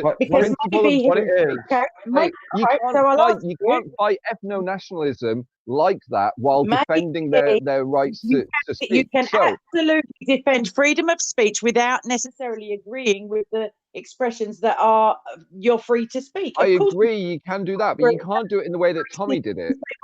Yes, you can. He can do it likes. No, but that's not defend. But that isn't. But that isn't fighting. But that's not. No, I'm not into censorship at all. But if you're saying about yourself, hey, I'm against ethno-nationalism. Yeah. However, I'm going to read this speech from an ethno-nationalist without comment and without criticism. That's not really doing a good job of fighting. Okay, so what about this? What about if Gandhi had decided to read letters from non-Indian national, like with a non-Indian national interest? What if, I don't know, Hitler had read out some really, different ideology to prove a point, to say, well, we don't agree with this? What if people can just say what they like? I mean, I know it's a crazy concept nowadays. But did they do that? Did Hitler go and read the Communist Manifesto in front of a mad group of people? Yes, of course he did. Are you correct? Yes. Have you read his book? Yes, he spoke about the different ideologies that he was trying to combat. Yeah, he critiqued it. Exactly. He probably said, yeah, but Tommy didn't do that. He just read Martin Sellner's speech. He wasn't endorsing it. He read it without criticism. How can you fight ethno-nationalism by promoting their speech without criticizing it at the same time? He was endorsing it. It was an endorsement from Tommy Robinson. It was an endorsement from not letting the guy in. What about that? What about the fact that he neither has to endorse or oppose Austrian ethno-nationalism, because he's not Austrian, he's not in Austria. He was merely relaying a message from somebody who'd been barred from the UK on, I would say, spurious ground. Yeah. Okay, what spurious ground? I don't know. They didn't roll, did they? At the time, I thought it was all very dodgy. Do you want to know what the exact quote from the government was? Yeah,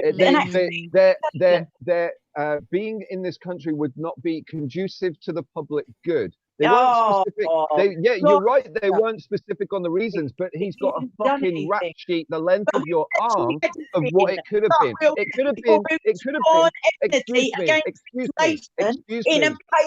me. You're excused. Excuse me.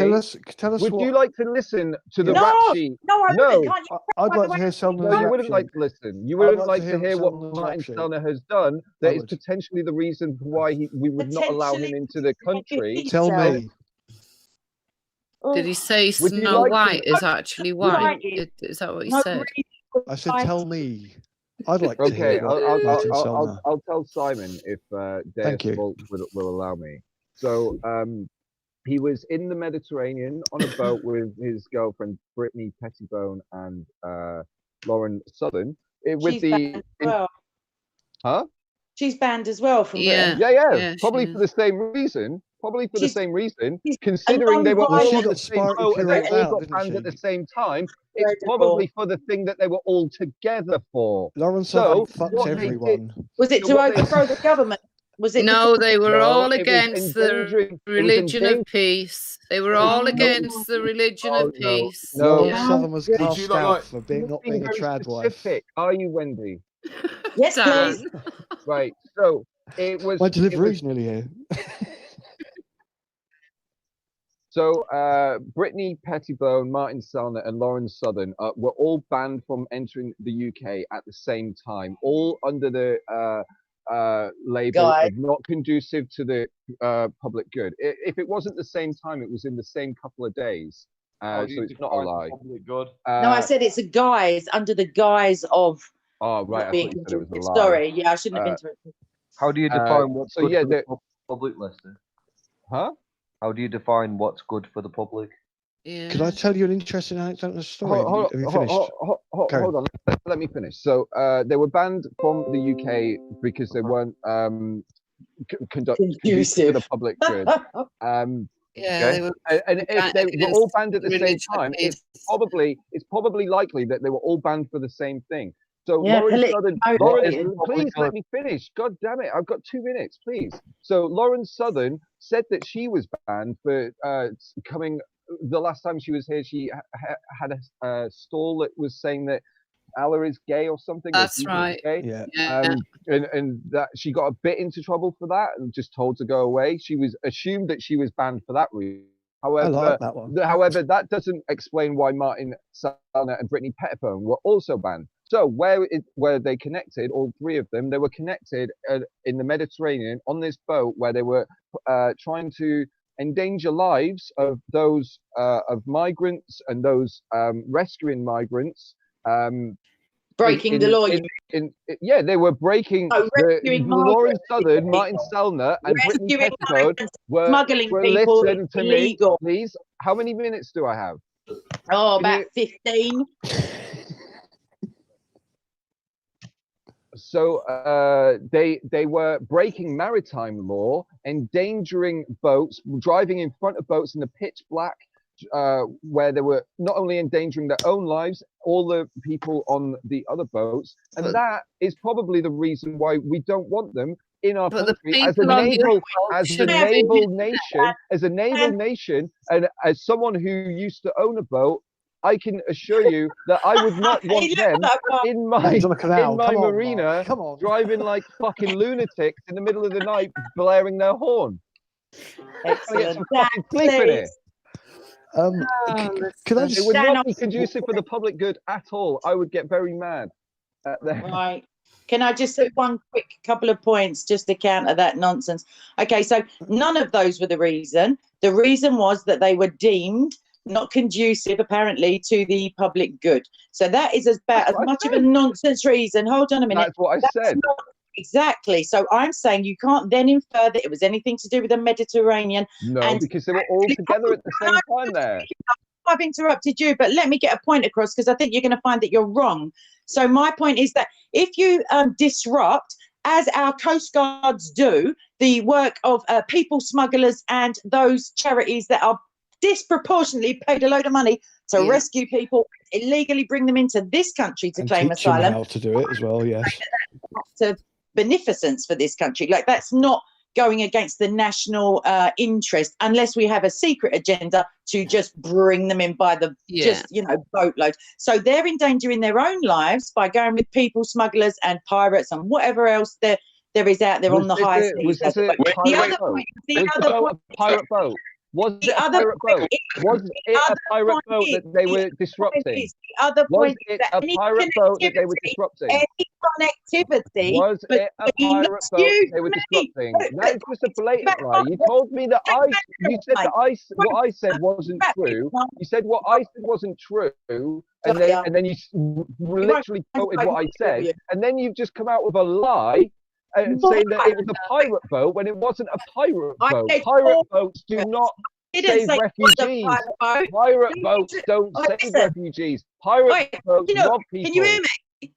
Hello? I can hear you, yes. Can you hear me? I said they're people smugglers and people who break the law to enable the breaking of the law. People who go and assist the offenders who are smuggling people in. So whether or not you have sympathy for them, that's excuse me. I have sympathy. Did the UK smuggle Jews in and break the law in World War II? So I have sympathy for people who are in such dire straits that they want to risk their life to reach another shore. I'm not against their plight. As human beings, I feel every bit of sympathy for them, but they are still breaking our law. If they're coming legitimately, they are not going to be.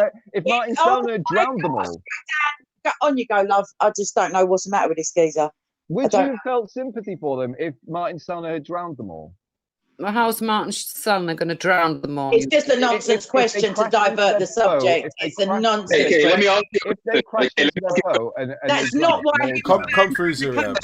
Ziryab, come through. through. Most likely was. You don't know. You don't know. I've been quite honest. Des, I've been quite honest. Des, I've been quite honest. I don't know the reason, but this is most likely. You do know the reason. They're not conducive. Your reason is the publicly given governmental reason. Des, you don't know that I'm wrong. But I might not be wrong. I know that I might be wrong, but you're saying that I'm definitely wrong. So you're the ignorant one here. Government reason that you gave.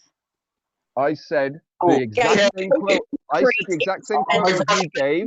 But I gave my extra what I think about it and what the most likely thing is, because they were all together at the same time. All right, cool. Okay. When you say that there's an agenda to flood this country... No, I didn't say there was one, darling. I said unless there is, we would assume that they're not breaking the law. You did say that. You said unless. Just rewind. Yeah, no, I'm saying you're correct. Unless you did, that's exactly what you said. Yeah, so, I don't know that there is one. I just think unless there is, why would you ban somebody from the country that, like in a skewed way, you could say they were defending the shores of? Do you see what I mean? I know they're not, but it's a ridiculous situation. You'd say that there's some merit in the idea that there is an agenda on the part of the Conservative government to flood this country with immigrants. I would say that it's not beyond belief, but I wouldn't necessarily. I'm going to mute you up, Kay, but I want you to flesh out the reasons why you think there's merit in that. Go on. This is pirate. Anyway, so basically, I wouldn't ascribe it necessarily to conservatism only. I would say that successive governments within this country, Labour and Conservative, have had little foresight in thinking around the hugely disproportionate numbers of people coming in. Obviously, they cite the ageing population of the UK, the low birth rates, etc., which may or not be inflated or used as propaganda for either side.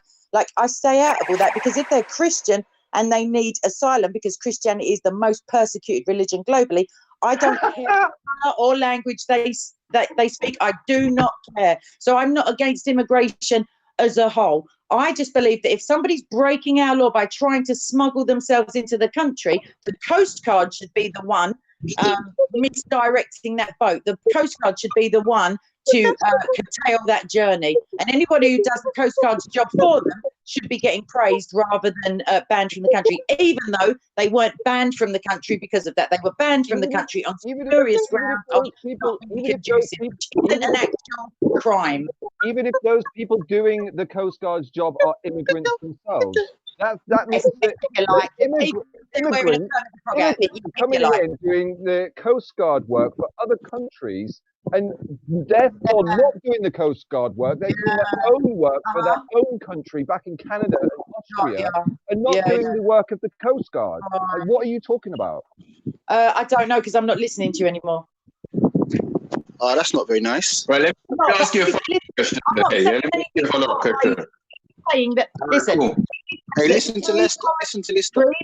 Three foreign nationals tried to, disrupt the progress of a boat that was bringing illegal immigrants illegally. Endangering lives. Whether or not they were doing it for publicity or not, it's not been cited as an actual reason for banning them from the country. Whereas public speakers against Islam from America have been banned from entering the country on the grounds of also not being conducive. And I don't remember the last time ever reading legally that you had to support, endorse or oppose any ideology in able to be able to come in. If you support, obviously, jihadism, the chances are you'll get in somehow.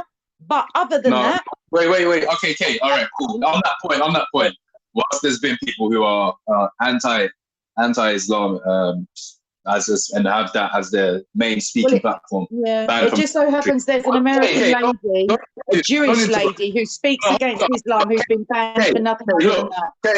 Kate, there's no point using this as a megaphone, because there's a few people on the panel. So if you're going to be getting the respect that that I'm showing, which is not interrupting you when you're speaking and trying to address the points and ask you questions, then I'd appreciate the same respect backwards. So on the point, whilst I see that some people have been banned from this country for speaking against Islam, quote unquote. There's on the last point that you made, which is that if you're a supporter of jihadism, you're allowed in this country, is patently false. One of the biggest. That was unfair of me, though. One of the biggest speakers from the Indian subcontinent, who's been said to have ties with jihadism or Islamism, Zakir Naik. Obviously, he's got very famous televangelist. Yeah, he was banned from the country. And there's numerous other names I could reel off, but there's no point. But the point is, numerous other Islamic speakers or Muslim speakers have been banned from the country on the same premise. I don't imagine that. Sorry. I have a question for you, Kate. Now, I have a question for you. Yeah. Okay. So, you did kind of flesh out why you think there might be an agenda on the part of successive governments to flood this country with immigrants. My next question would be, if you do feel like there's if you do feel like there's an agenda, what would be the cross-party alliance? Why is it that you've got, because obviously these people that we're talking about were banned under Theresa May's government, if I'm not mistaken, or at least conservative. Some of them, yeah. So if these people were banned under Theresa May's government, and we also know that so if these people were banned during Theresa May's government and it's to do with public good, right? Yeah. Why is it that you feel both I could understand the Labour bringing in these immigrants, right, and having that agenda, quote unquote, but why would the Conservatives have that same agenda? Okay, so I'll try to answer.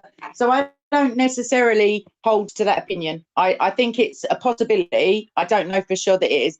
I would attribute some of the migration policies of, like I say, successive joint governments and, governments that have a majority with the EU's, free movement of people legislation. So that would be one reason. I don't say flood the UK, but I think it's a much higher number than we're told, because obviously legal immigration, those figures don't take into account illegal immigration, which, as we all know, and I hope we all agree, is detrimental. It's soul destroying for the people who are brought here, because I've seen, when I was studying social sciences, I saw case studies of people who had arrived in the country and were terrified every time they saw a police car, which wouldn't be often in my area, but the fact is that they wouldn't go to a doctor. They could only find very, very low paid work. They had no quality of life. They couldn't send any money home, and they've been promised all of this stuff by people traffickers who are the real benefiters, basically, of this system. So if we change our immigration system, we need to not have a quota. We don't necessarily need, so somebody was saying earlier that now the lower skilled jobs are less likely to be admitted, like those people.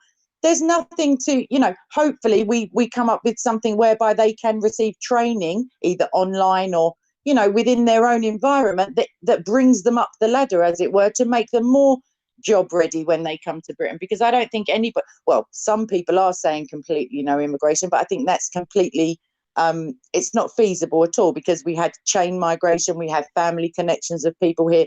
We have a responsibility, I believe, to Christians around the world, especially places like Nigeria, where they're being slaughtered regularly and there's nothing in the mainstream about it.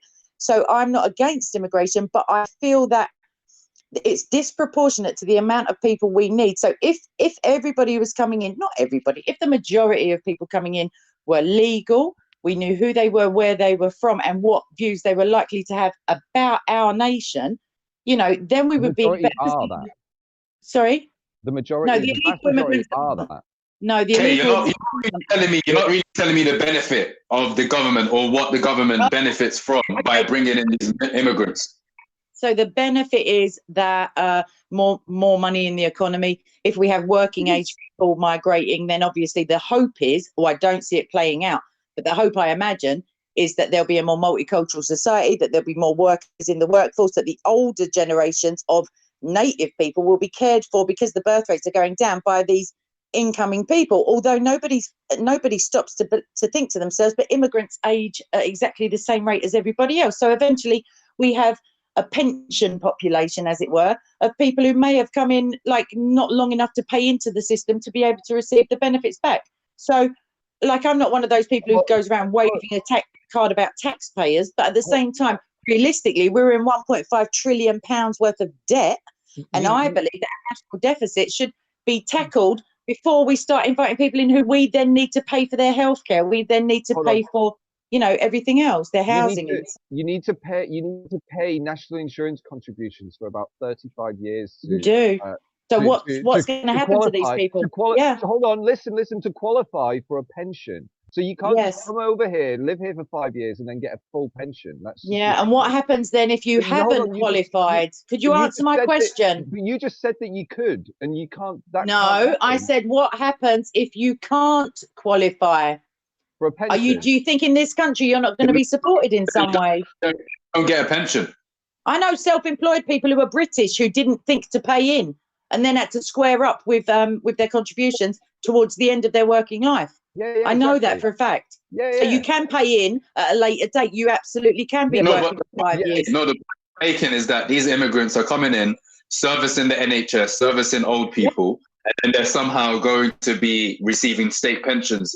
And the point that's being made, if they don't reach the threshold, if they don't reach the threshold, they're never going to get a pension. So when you say that, going to be below the poverty line, aren't they? And they're going to need to receive some benefits. That's the point, Kate. When you say that, they're going to have to be looked after and they age at the same rate.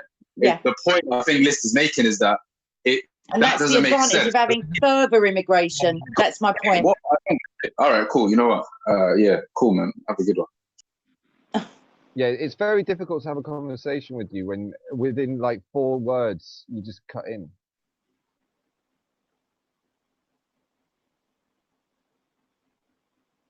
Well, if I'm asked a question, I'm trying to answer it, then I try to answer it. No, but he just asked to let him finish, and then you were like, yeah, and then he got 4 words out, and then you continuing to like speak. I imagine that what he's me as well, and then blame it on me that I'm interrupting you. Well, you did, because I had 2 minutes a while ago. I admit I was interrupting you at certain points, but only because it felt like I needed to even up the score. Well, it feels like I need to even up the score. But you literally agreed to not interrupt him, and then 4 words into his like next sentence, you interrupted him. Right. Okay. Do you want to repeat that any more times, or what?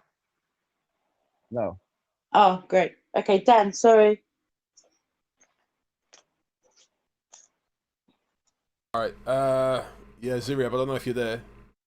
If you want to try, sorry, I can get on the moderation. Sorry, I was just I was in the side chat, but feck. Halima, allow it.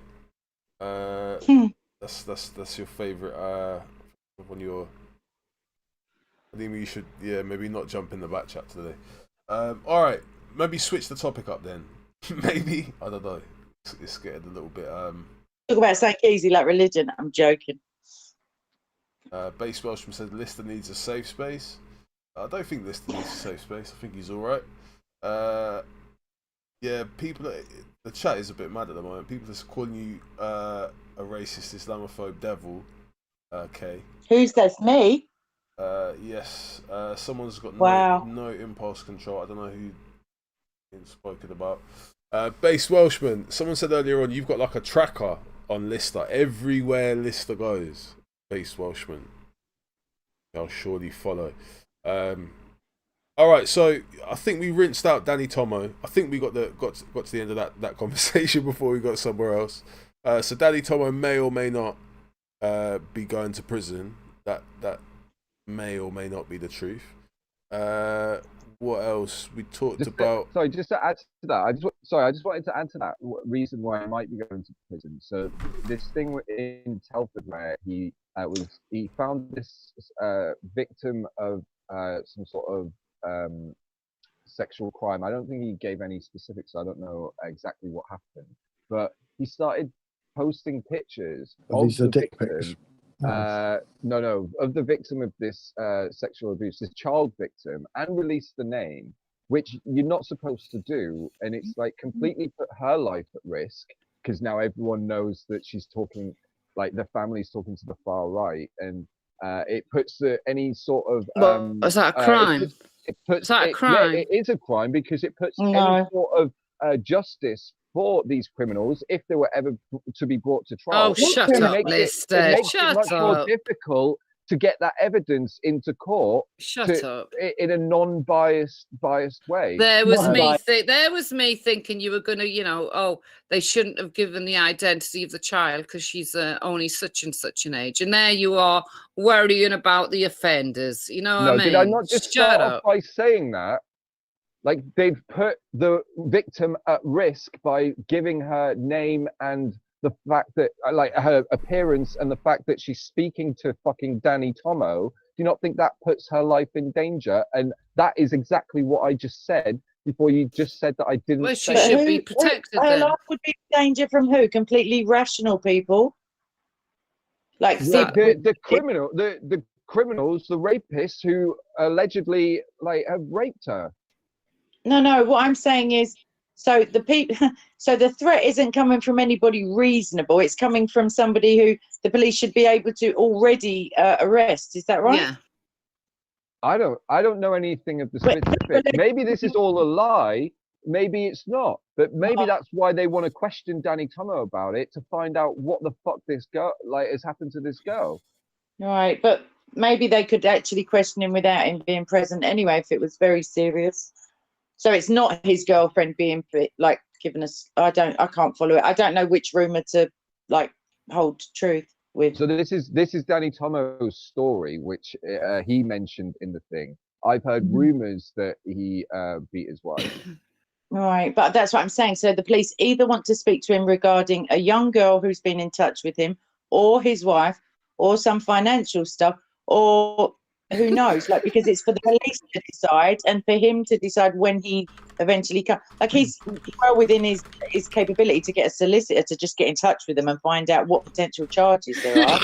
when he's in food bank, when he's using food bank. Yeah, of course, yeah. Just use a Skype call, it's free. But didn't they take away free legal aid? Not for Shamima Begum, now that I'm an Islamophobe. I mean, free legal aid for no, they greatly reduced calling it. up a solicitor free. No, no. You can ask a solicitor to advocate during a phone call for you. That's not like a hourly rate or anything. That's just. I don't know. I've never been in trouble with the law, to be honest. So I don't. Ah. Okay. I'm a good little boy. Wow. Unlike you, boy Tommy and Danny. You're going to come to a sticky end. You carry on, Lister. Yeah. Sticky end. Yeah. What's a sticky end, Wendy? Yeah. You put yourself into situations. One of these days, you're not going to get out of. Yeah. When have I ever deserved getting hurt? It's not a case of whether you deserve it or not. God, he's so. So you acknowledge the movement that you continuously defend is very dangerous. No, I said you put yourself and say things to provoke people. And luckily, up to now, nothing's happened to you. But nothing's happened to me. No, I know, but it's not always going to be the way. It's not always going to be the case. I wouldn't quite say nothing's happened to me, Wendy. Yeah. Maybe if you did a better job trying to defend my right to speech and be there and challenge people's views and ask questions. I'm not defending your right. I'm not defending your right to walk into people you don't like and be verbally abusive to them, and when they're verbally abusive back to you, you cry about it. Yeah. When have you've never seen me cry, Wendy? I've seen you at Speaker's Corner, deliberately provoking a man. Yeah, deliberately provoking him. When? Yeah, at Speaker's Corner. When? Yeah. When? A man. When? Which man? What man? What man did I provoke at Speaker's Corner? The man that was 6 foot taller than me. Kevin. Oh, so you think he's not going to hit you because he's so big and it would look bad? No. Maybe. Oh, I don't know. I'm just putting words in your mouth because I thought that's what you were doing to the lady. My point is that he thinks he can get away with it, but one of these days, Get away with what? What have I got away with? Got away with lawful behaviour, just like asking people questions. No, you're not. It's not normal behaviour. It's not normal behaviour behaviour for what you do. Yeah, it's not normal. Give me a specific Kevin's a thing. pussycat. The weekend after, I took him to a gay bar. Crime, Wendy, that I deserve to get like the shit kicked out of me for. What have I done? It's what you say to people. What have I said? Yeah, whatever. Yeah. Come on, Wendy, give me a specific. What can I change about myself to make me more deserving? Stop going into the middle of these right-wing marches or Tommy Robinson marches. I'm not allowed to move. Stop going into the. Well, yeah, you are, but go in there and don't provoke people. I shouted at him the first time I met him there, but I now support. Yeah, exactly. He just provokes people. The first time there we go, live convert right here. I think somebody else was speaking. No, the first time I saw him do it, I did say you're as bad as Base Jamie, and I now retract that because Mark Lister does make a valuable contribution. I mean, I've enjoyed the films. Controversial. You know, thanks for the support, Simon. I defend his right to be there. So I have to admit, that first time you were grinning your ass off, and it does. I mean, I thought you were trying to provoke a response. Do you know what I mean? But you are entitled to fucking be there, and I don't want to see you Well, punched. his main aim, you see, his main aim, and so long as he's not going to get punched. The big thing that he wants to do is interview Tommy. That's all he wants. No. That's you've heard the update, Wendy. Tommy is done for. I don't give a shit about. Well, it'll be easier for you now. It'll be easier now. I'm glad you've recognised that, Mark. It would be easier now. Maybe he might speak to me now that he's fucking losing support. He needs relevance. But yeah, Wendy, the main aim is literally in the flesh, speaking on this panel right now. The main aim is people like Simon. Like, I just want more people like Simon. Well, you can't always get what you want, can you? It's a good song. You can't always get what you want. The thing is, we've all got the right to speak freely and express our opinions, as long as we're not inciting any violence or anything like that. Then everybody, I defend their right to speak about whatever they want. The other thing is, though, that there is such a thing as common sense. So you don't like somebody said to me at the park the other day, we were discussing actions as opposed to words. And you don't necessarily go up to a huge drunk guy in a pub and start insulting his mother just because you can. And so it's about common sense. That's all. Of course. And if you watched all the like live streams that I'm in when I'm in these protests, I never ever respond to insults. Like, I always take everything on the chin. I let it go, and I try and stick to the topic, stick to the issues. It's very rare. Like, there might be like one or two occasions where I might have said something like "fuck Tommy." Was it you who threw some water at Ralph? Yes. In response to him Ralph doing threw it first. No, I'm just saying, that doesn't sound like always taking it on the chin. That's all. Yeah, hold on. So let me give you my reasoning behind this. So he did it first. I don't think water fights are violent. I won't. But it could have been urine. It could have been acid. It could have been anything. No, but it wasn't. It would have been me. So if one initiates a water fight with me, then you will lose, and you will get more wet than you. No, how arrogant you are. And I don't Look how arrogant he is. You will lose. You will lose. Wendy, please. You will lose. Wendy, please. It's called a winning attitude. I love playing. I love fun. I love having a good time, and I love water fights. So, like I say, if someone wants a water fight, then they will get wet. They will lose. Like, okay. That's just what. How do you feel about pillow fights? Pillow fights also cool. Okay, great, got you. The fact it's just about being a grown up, isn't it? Huh? Yeah, of course. It's about being a grown up. It's about consent. Because it's everybody understands, I think, or some personality types at least will understand the enjoyment that can be had out of just prodding someone and just kind of trying to trigger them and stuff like that. But at the same time, so there's freedom of speech, but there's also the freedom to take the consequences of your own speech. Yes, exactly. Yeah. Yeah, of course. But I think it's about consent. There's this big thing about consent within sex. that I think consent within all sorts of relationships, like consent to take the piss. Hang on, wait a minute. There's consent, this big Wendy, thing. can you please Your let me word. finish Hang on, no, Wendy, you just Wendy, said. Wendy, yeah, You just said. You just said there's this big thing about consent in sex. Yes, and there should be. And there should be. And there should be. Oh, I'm not saying okay, there shouldn't be. There is a big thing about consent in sex, and there should be. Like there should be a big thing about consent within racism. So, for instance, if I have me and my friend, and we are cool with making racist jokes against each other. So let's say he's black and I'm white, and we make race against each other in a friendly way. It's all about consent. We consent to that behavior. But if I saw a random black guy in the street, I wouldn't have that consent with him to make that same kind of joke, because I don't have that bond with him. So I don't make those jokes with him. It's all about consent. So okay, so I understand. I wouldn't start a water fight because I don't have consent to start water fights with random people. Like Ralph so can I ask a when he did it to me. But he gave me that consent as soon as he got me wet. Okay, that sounds overly sexual, but can I just ask you a question? Well, it just did because you were talking about consent within sex.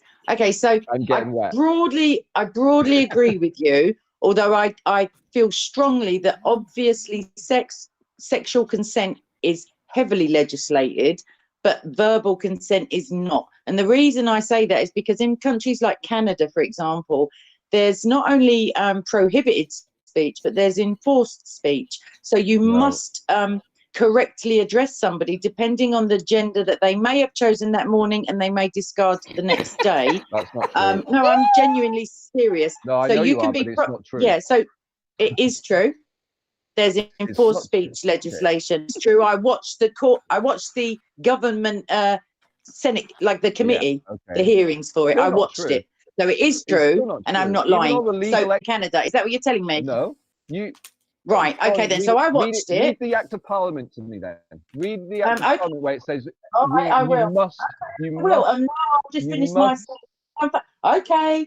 While I'm finding it, I'll just finish what I'm saying. So sexual permissions should always be legislated because there's the chance that vulnerable people won't be able to, or younger people are not legally able to give that consent. So that's one thing. Whereas verbally, if you're an adult, you can assess the situation and decide whether or not you're risking a consequence that you don't enjoy. And the consequence could be you could be insulted, you could have somebody, walk away from you, or potentially physically, try to restrain or attack you. So those are all considerations. But just as you say, so I'm agreeing with you. If you have a friend who doesn't mind some cultural nuance within the language, that's absolutely fine, but you wouldn't go up to somebody from a different country and say those same things. But that's the same with all friendships. There are things that you tell your friends, or ways that you can act with your friends, that you certainly wouldn't act with members of the public, because they don't know you and they're not going to get the joke. But I'll find that legislation for you right now. See how provocative you are, listener.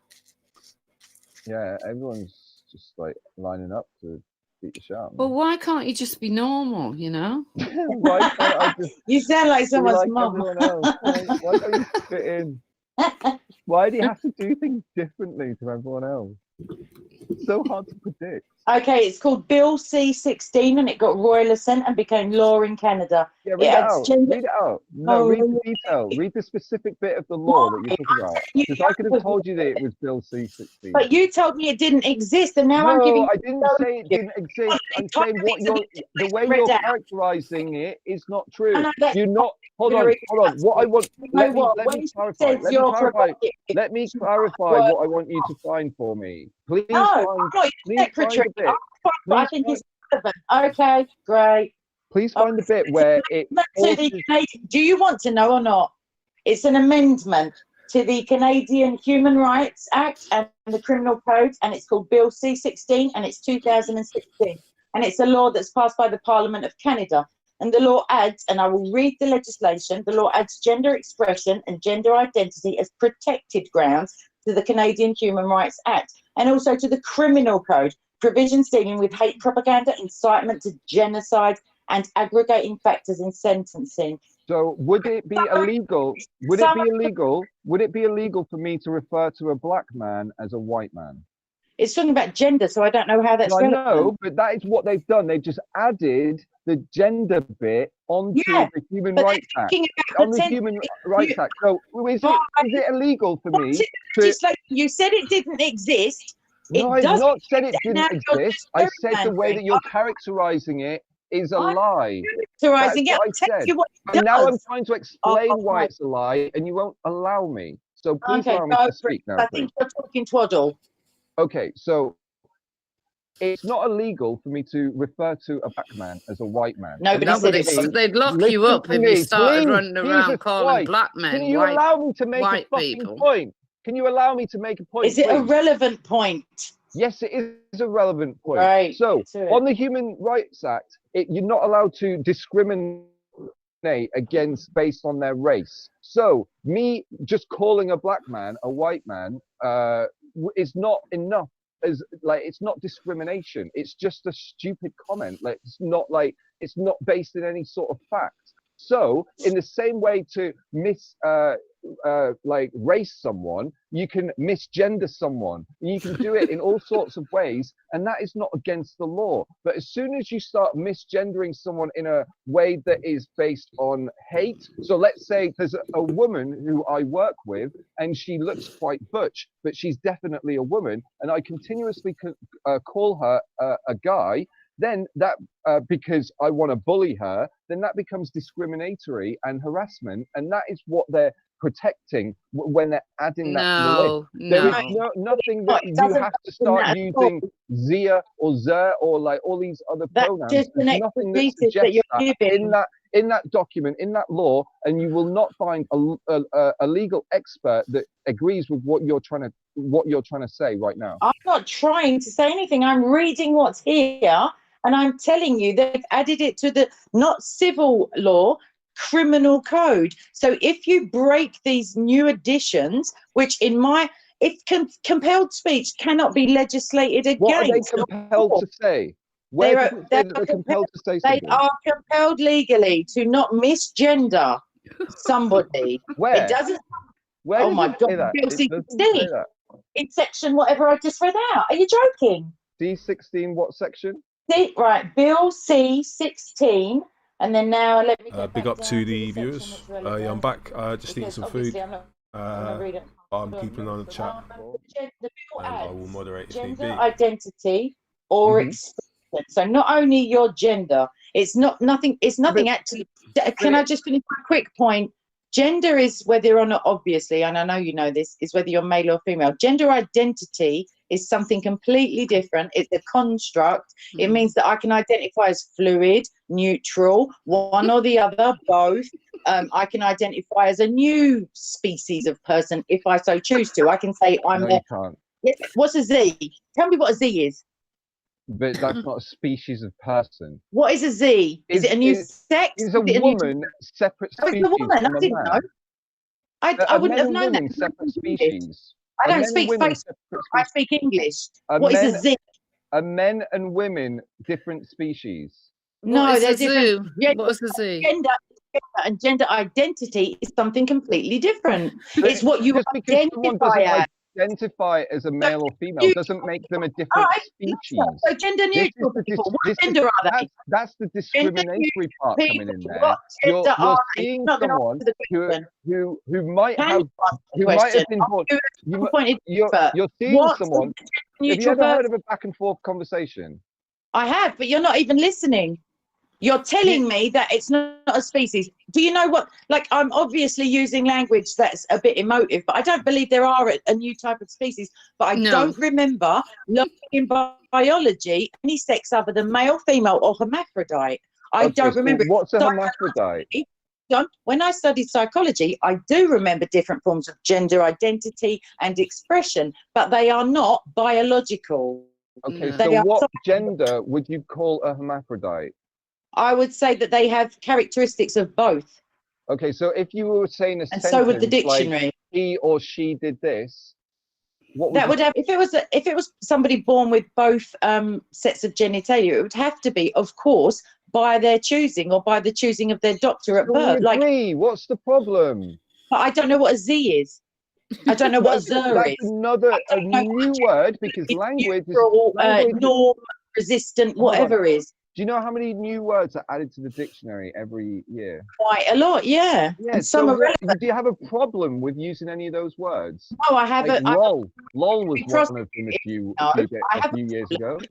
I have a problem. If I can be prosecuted for misgendering somebody, you cannot be prosecuted for misgendering somebody. No. In Canada, you can, because you told me there was no such. Show me. We're going around in circles here. Show me exactly, specifically, it says you have to call someone by this pronoun. You have to. Show me where. The bill is intended to protect individuals from discrimination within the sphere of federal jurisdiction and from being the targets of hate propaganda as a consequence of their gender identity or their gender expression. The bill adds gender identity or expression, which are made up things, to the list of prohibited grounds of discrimination. So that sounds quite positive. You can't say because you are a woman on a Wednesday. Hold on, I'm trying to explain it. But you can't then discriminate for somebody who wants to be a policeman if they want to be a policewoman on a Wednesday and then a policeman on a Thursday again. You can't discriminate. That's fine.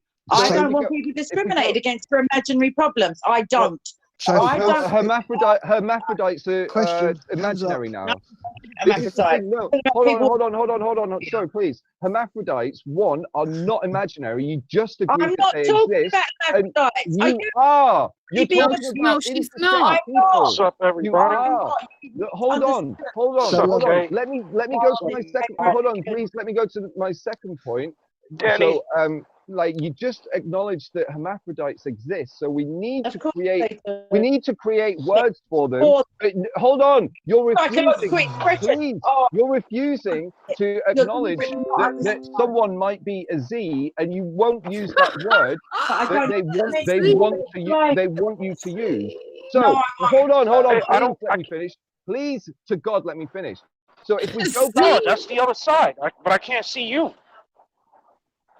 So I just want to make a quick point that if we go back to this woman that I work with who looks a bit butch, you're telling me that I am now forced to call her a she, even though she looks like a guy, and I want to call her a he. This is what you're saying. You are forcing me to call her by something that I don't want to. That is the most narcissistic thing I've ever heard in my life. Why can't you just call them what they want to be called and get on with your life like it doesn't affect you?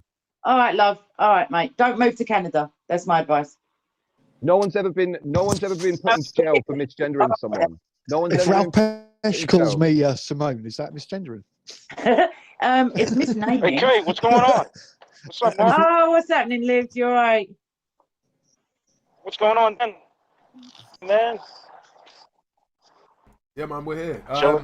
Yeah, I think you've been listening for a while though. So I feel like you got the gist of the conversation a little bit more than me. I've been away glad he has, because I haven't. I've been away making noodles and tea and stuff like that. But I'm eating chicken.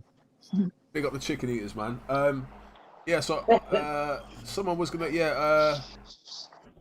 I think Simon, were you saying something before about Ralph and what? Oh, it was only a passing comment. We were talking about do you know this? Do you know this? If he calls me Simone, is that misgendering? Okay. You probably. Go on, sorry. No, it was I thought it was a reference to like his wife or something. But no, me. Lived it. Do you know Philadelphia Sigh? We finished, surely. Do you know who Ralph is? Have you met Ralph or seen him on any of these hangouts? Or is it like going over your head when his name's mentioned? All right, Lived It's not listening. All right, cool. So basically, what I've realised from this evening's proceedings is that there's some tension between between Kay, and Lister. And I don't know if you lot have met at the park. Is this the first time you've met on stream? Have you like chatted at the park before? No, I saw him throw some water off. Right. Were you there? Were you? Sorry, I was speaking, but obviously it's just irrelevant. But yeah, that's my only kind of. Yeah, I just noticed the bandana. Like that's it. Sorry, you were cutting out there. You got the live showing. The live showing. Yeah, in IRL, you know. That new word, IRL.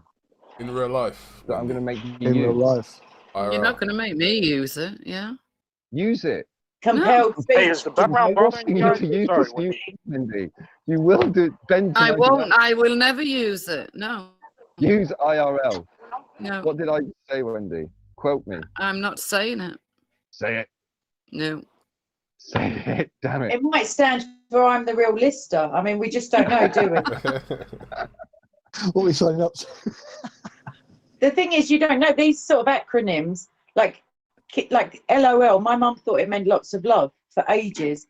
So did David Cameron, apparently. Yeah, so it's difficult to gauge. Like, young people will probably not misappropriate, but they grab onto one and they decide something completely different just to embarrass anyone over 12. So I prefer English, but then again, I'm an Islamic. I'm only joking. Has everybody received a text from one of their elderly family members when you've had someone die and then said they've told you about the death and then they've ended it with LOL, lots of love, and then you're like, oh no. Always puts love mum as if I don't know it's from her. That's a bit like as if I don't know the name.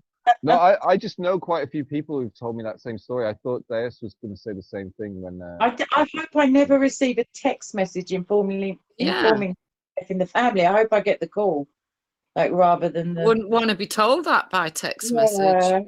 It's sad, really, and especially but I have seen that as a meme, like a text, like on those funny texts you see sometimes. Yeah, that's a shame though, because unlimited is quite cheap now. So. Yeah. That's strange, that is, Lister, that you get told about things like that by text. Bloody hell. It's not happened to me. I'm just saying that I've had people tell me the story that's happened to them. I mean, it might be just one of those old wives' tale things that people just say. I think it must have happened and then done the rounds as a screenshot kind of thing. But it's very sad. But I mean, the LOL thing, that's just like the tip of the iceberg, because sometimes, like, there used to be I think rolling on the floor laughing and all of that stuff. And if you just add another letter in, it's hilarious because people assume that you're using something that's well known. Try and figure it out. Because they're like, oh no, I'm not down with the kids, or I don't know. I don't know if down with the kids just makes me even older. But getting back to the point, Shakespeare, he created language. Like, language is just an evolving thing, and as we become more precise and nuanced in our understanding of the world and our own bodies, like, I think it's only natural to see more words. What does nuance mean? It means subtle, like there's a different kind of angle. Well, that's just off the top of my head, but yeah, if you don't understand, if you don't notice the nuance, like somebody could say something in a tone of voice where you obviously know they're saying the exact opposite. So if I say, yeah, all right, you're really clever, like, do you see what I'm saying? Yeah. Very nuanced, because that's obvious, but it's that kind of thing.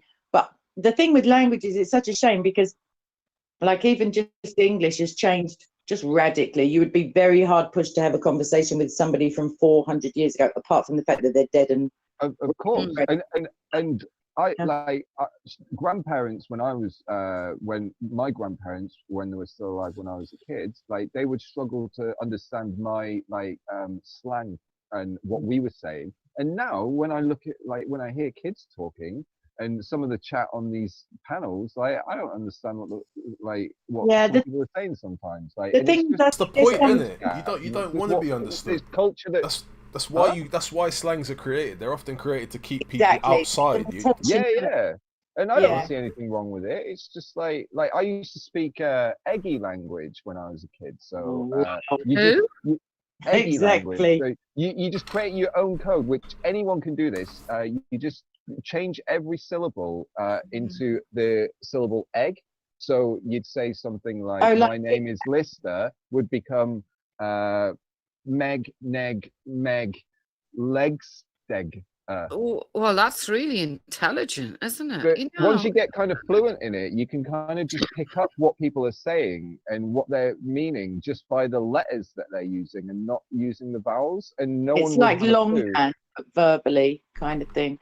or Shahid even. But the thing is that slang, particularly in colloquialisms, have always been, or primarily have been, for the what's the word? I've had a glass of wine. Sorry, the word like the shadowing of language, the keeping it hidden. So the costas, from maybe 150 years ago, Cockney rhyming slang came about so that they could more proficiently fleece the customers, so that when the class, they wouldn't understand what the costas were saying to each other before they sold them the things, and hopefully made extra money off them. So those things, even though it's not the highest of callings, it's still like a heritage that like young people specifically create slangs and codes so that their parents or anyone who's not in their in-group doesn't understand. Different gangs have different words for different, I don't know, whatever they want to discuss. And especially before before Blackberries or before encrypted messaging came along, like with drug dealing, there's always a slang. And it's what's interesting is even with sign language for deaf people, it's different. People often assume that it's like universal, but even within Britain, Scottish Sign Language is quite markedly different from the sign language in London to the sign language in maybe Birmingham. They're common, like as in the alphabet and stuff like that, but they've got their own slang. They've got their own hand. They'd have like a different word for bread cake up north. Yeah, but you can always spell it out, like literally, like on your hand, you can spell out the word if you meet some. So So you can instantly teach them. Deaf people, and like linguistically, I would never be able to understand one word, but because sign language is iconic, like it's all visual, you can just about get by. Like you could, obviously pointing up is always up, and if you point at yourself, it always means me. Like so, but still, there's a nuance in that. There's an accent, as it were, within the sign language that I think is really interesting.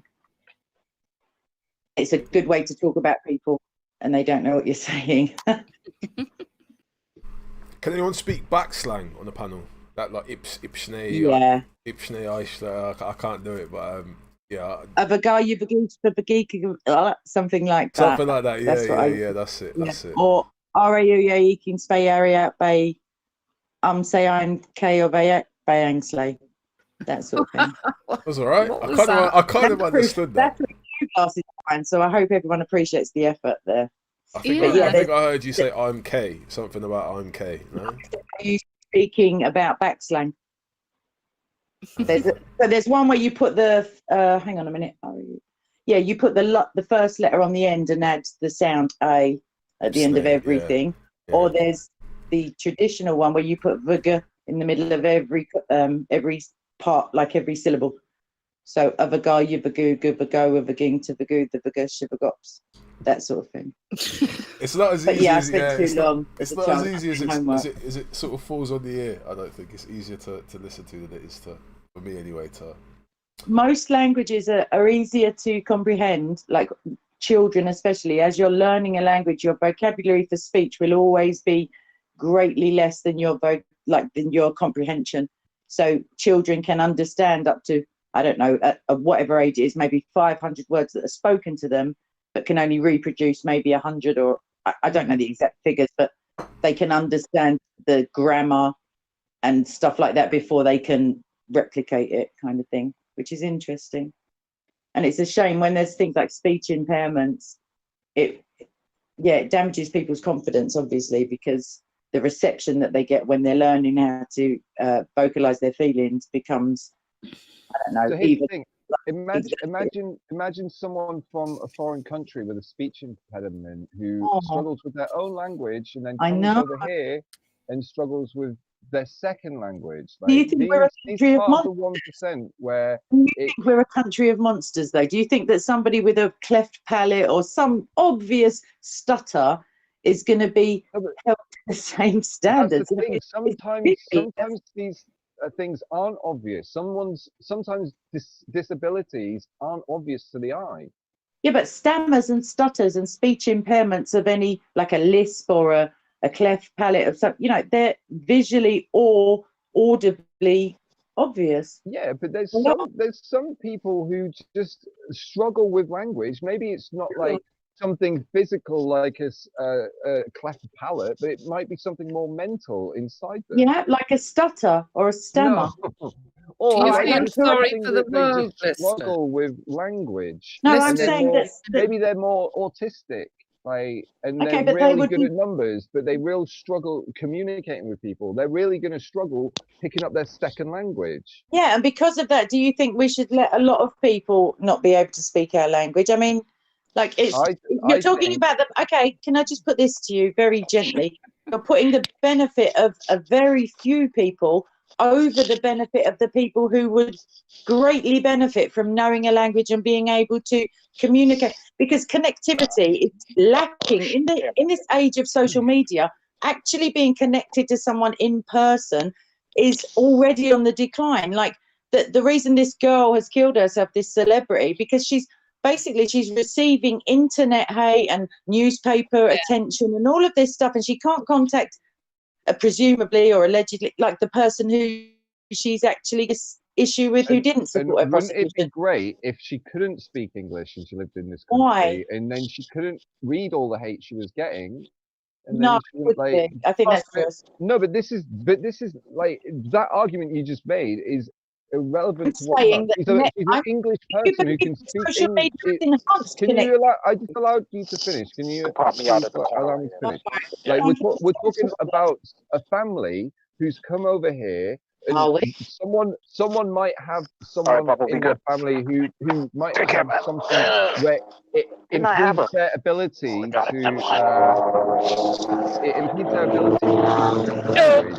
and you're holding it against them. I'm not it sounds like when we're hold on. It sounds to me Michael Jackson jacket.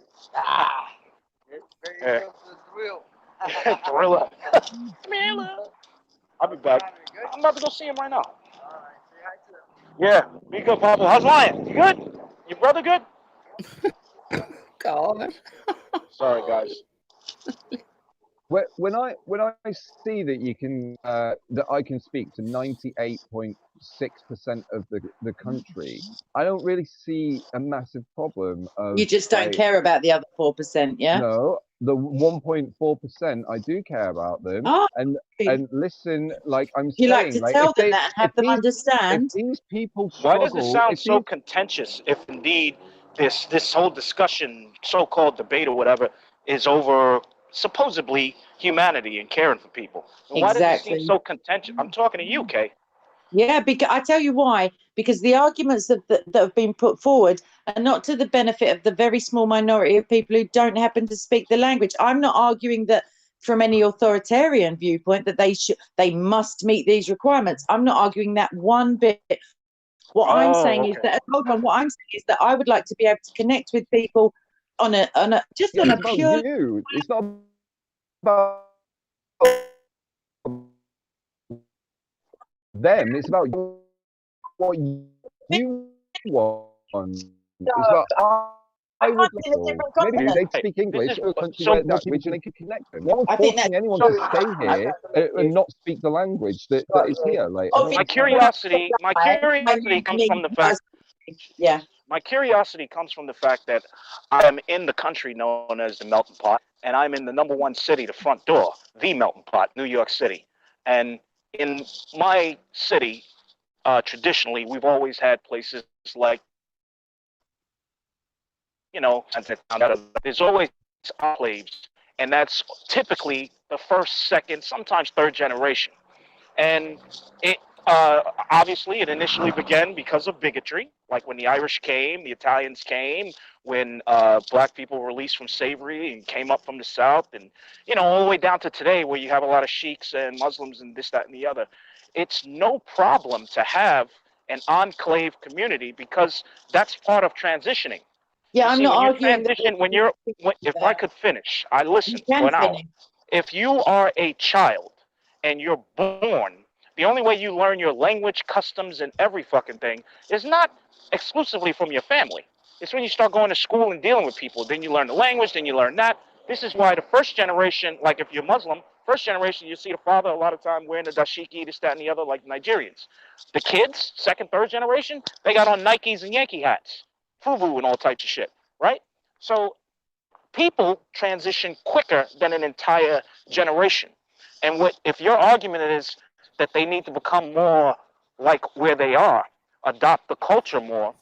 No, it's not. I'm just saying, if it was your argument or someone else's, that is a flawed argument and the argument of a bigot, because in reality,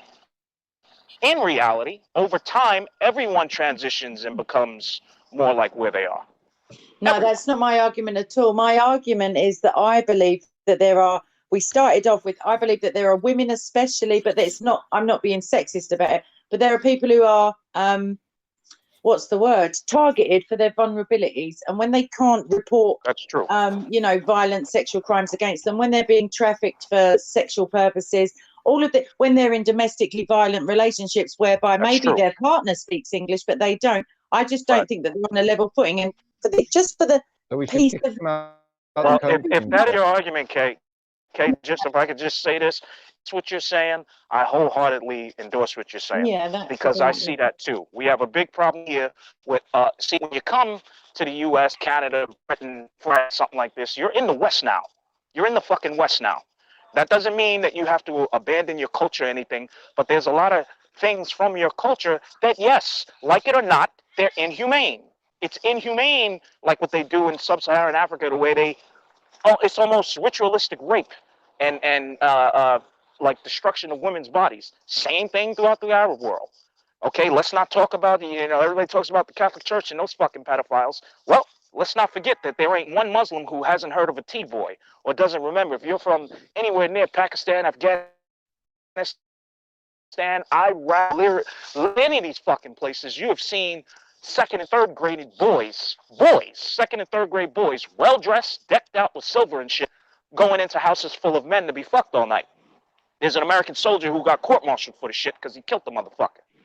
So if your argument is that when you come to the West, don't abandon your culture, however, you are going to have to understand that we fought and died for humanity. And even if, if your culture is the women don't talk or she can't do this or that or whatever, you got to understand something. Your culture is your culture, but if you're raping or abusing her, you're violating the law here. And if you don't fucking like it, tough. Yeah, I agree. But at the same time, you got to be careful saying this shit, Kay, because no, I don't. Well, you do because. Oh yeah, no, I know what you're saying. Yeah, sorry. Well, you don't. You haven't even heard me say it. No, and we were going at it earlier this afternoon. So now that I'm talking to you, I don't know what's the anxiety for. The bottom line I'm saying is, well, it must be if there's.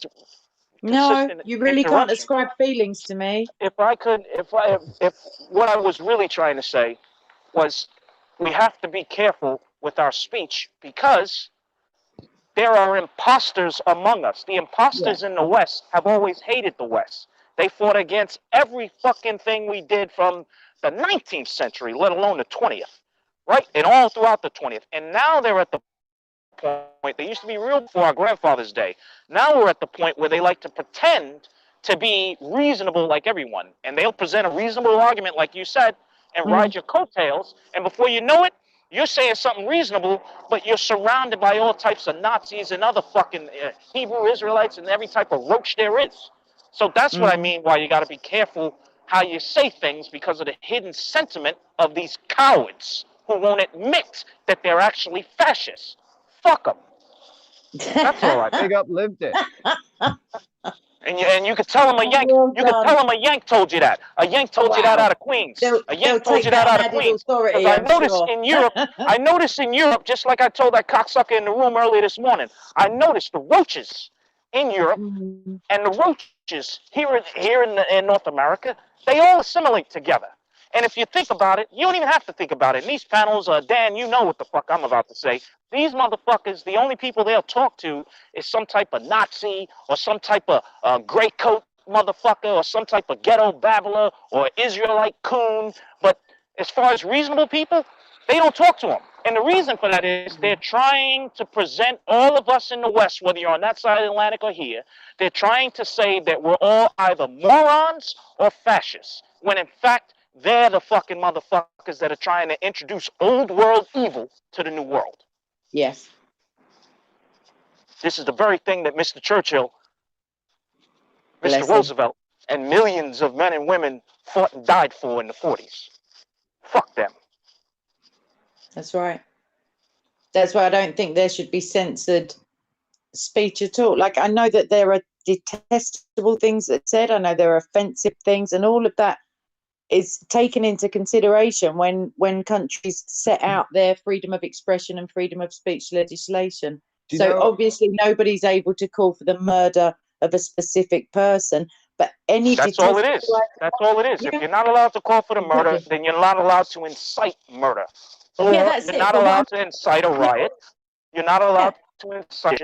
You're not allowed to do any of the cowardly shit that these fuckers who are too afraid to admit what they are and try to bastardize the English language and legal practice to make their fuckery seem righteous. Again, fuck them. I'd rather not, but I know I agree with the sentiment. No, you know what I mean. I don't mean literally. I do know what you mean. I mean them in the Queen's sense. When you say fuck them in Queens, that means go over the top of the head with a brick. Hey, Deus, the fact that I'm banned from Facebook and I have had my first YouTube channel banned, will you do me a favor and share my stuff on whatever platforms you're available to? I'll come out with it. I don't use Twitter. I don't use Facebook. I obviously use YouTube. Well, not obviously, but I do use YouTube, and I've got this Google Hangouts, and I've got WhatsApp, and that's about the size of it. The thing for me, I used to use social media sometimes, but I don't see any real positivity. It's either pictures of people's lunch or their children, which I find disturbing, even though they're beautiful pictures, but I just don't like the thought of them being on a server somewhere that can be like.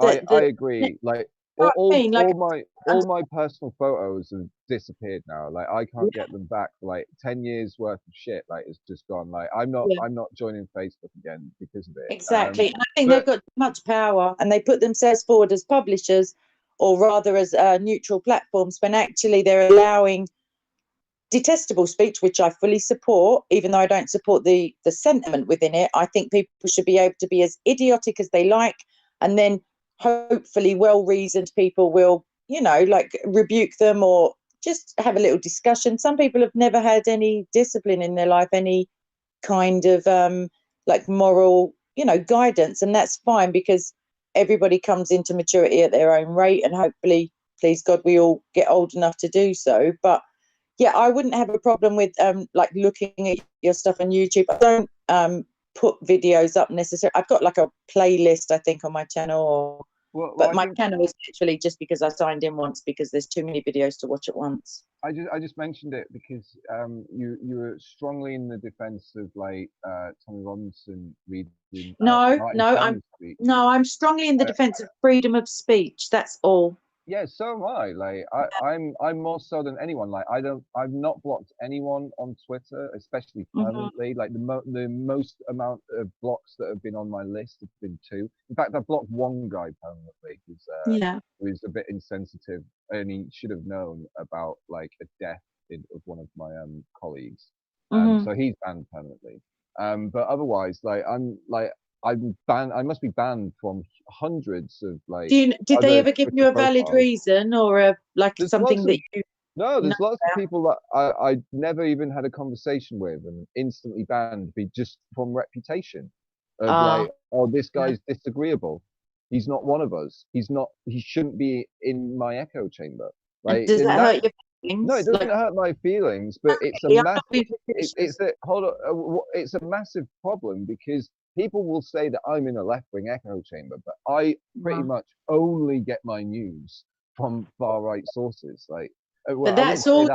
So, to call me in an echo chamber, to call me in an echo chamber and to complain about freedom of speech and all this shit when I'm actively being silenced by these same corporations, and I'm actively not blocking people from seeing what I'm writing, but I am actively being blocked by hundreds of people who disagree with me. I think there's a very big imbalance of. Well, I imagine, Lister, of the outrage around free speech and things on a political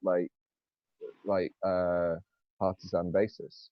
Okay, so I imagine that from your perspective, obviously, as a self-identified left-wing person, like you obviously experience things from that perspective. And if you're banned or deplatformed and so, like, and you can trace it back potentially to like political statements that you've made, stuff like that. Oh, it's definitely that. Yeah, so that would seem unbalanced to you. But I imagine that there are also people to the right of the spectrum who've experienced very similar experiences. So when they talk about echo chambers, I don't think it's necessarily people agreeing with you. I think there could be an inverse version of that. I don't know what you'd call it, but like an absorption chamber, like where it's just hateful stuff directed towards you. Do you see what I mean? So it's possible. I mean, I know people who. I'm never abusive. No one's. I've never called someone a name and then that's. Have you ever found yourself quite like targeted, as it were?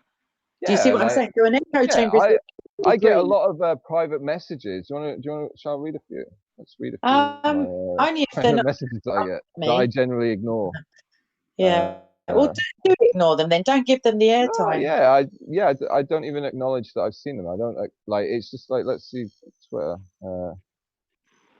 Please, this is the last one. Oh, this is a favorite one. This guy keeps coming. So on the 5th of September, he's like, "Lol, you are the biggest joke ever. Go and get a bath."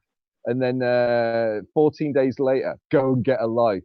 And then a month later, "Hello, it is not harassing you, stupid boy. Get real." Oh, I must have spoke to him on on another platform somewhere, and then he's come at me at Twitter. And then, "You are scum. You are scum." This is like another 7 days later, and then it's been 3 months, and back in January, he was like, "Please just go away. No one cares what you think, and no one is believing you." But yeah, that's just the most consistent one. But yeah, I get death threats and like. The thing is, people I just ignore them. It's people actively approaching you though to say please go away. That's quite telling about their own character, because they don't need to be reading your tweets. They don't need. Interestingly, let me just give you a very, very interesting one that I just remembered. But the proof of this is on Facebook, which is banned. But I think I took screenshots at the time. Yeah, I definitely did. But if you want to Google the Silsden group, that's SILSDEN. I got in. Some guy from that group contacted me called Travis Jerkins, I think, or yeah, Jarvis. Something like that. If Jerkins is his surname, I'm going to give him props just for. Yeah, I don't think it was Jerkins. It might have been Jarvis something or Travis. I can't remember. It was something like that. But I can look through my screenshots and find this. But he said, "You are left-wing scum, and we are onto you." And this guy was the director. He was on the board of directors of something of this group. Wait, Travis Perkins. Travis Perkins. Yeah, that guy. So he's the what is he? The director of the Silsden Group. It's this conservative think tank that goes back to the Thatcher era. And what was it? Like they were very influential in getting like some sort of economics pushed through, some economic theory pushed through into policy. And he just went off on this mad tirade as if I was. And can you genuinely say though? I mean, it makes little difference if it's a yes or a no, but can you genuinely say that you didn't say anything aggressive or sort of? I don't have a clue who this guy was. I've never heard of him. Within this conservative think tank group, there are people on the like I don't know, what was it, like the honors list, and it was people like there was some MPs in there. I'm trying to think of which ones they were. I think Michael Gove was in there. There was like 3 or 4 sitting MPs on the honours list of this Silsden group, and I had their head of like one of their directors messaging me privately, like saying, "We're on to you." Like what the fuck's this? Yeah. I'm just a fucking delivery driver who's making weird videos. Oh my gosh, you don't work for Amazon, do you? I'm joking. You don't work for Amazon, do you? No.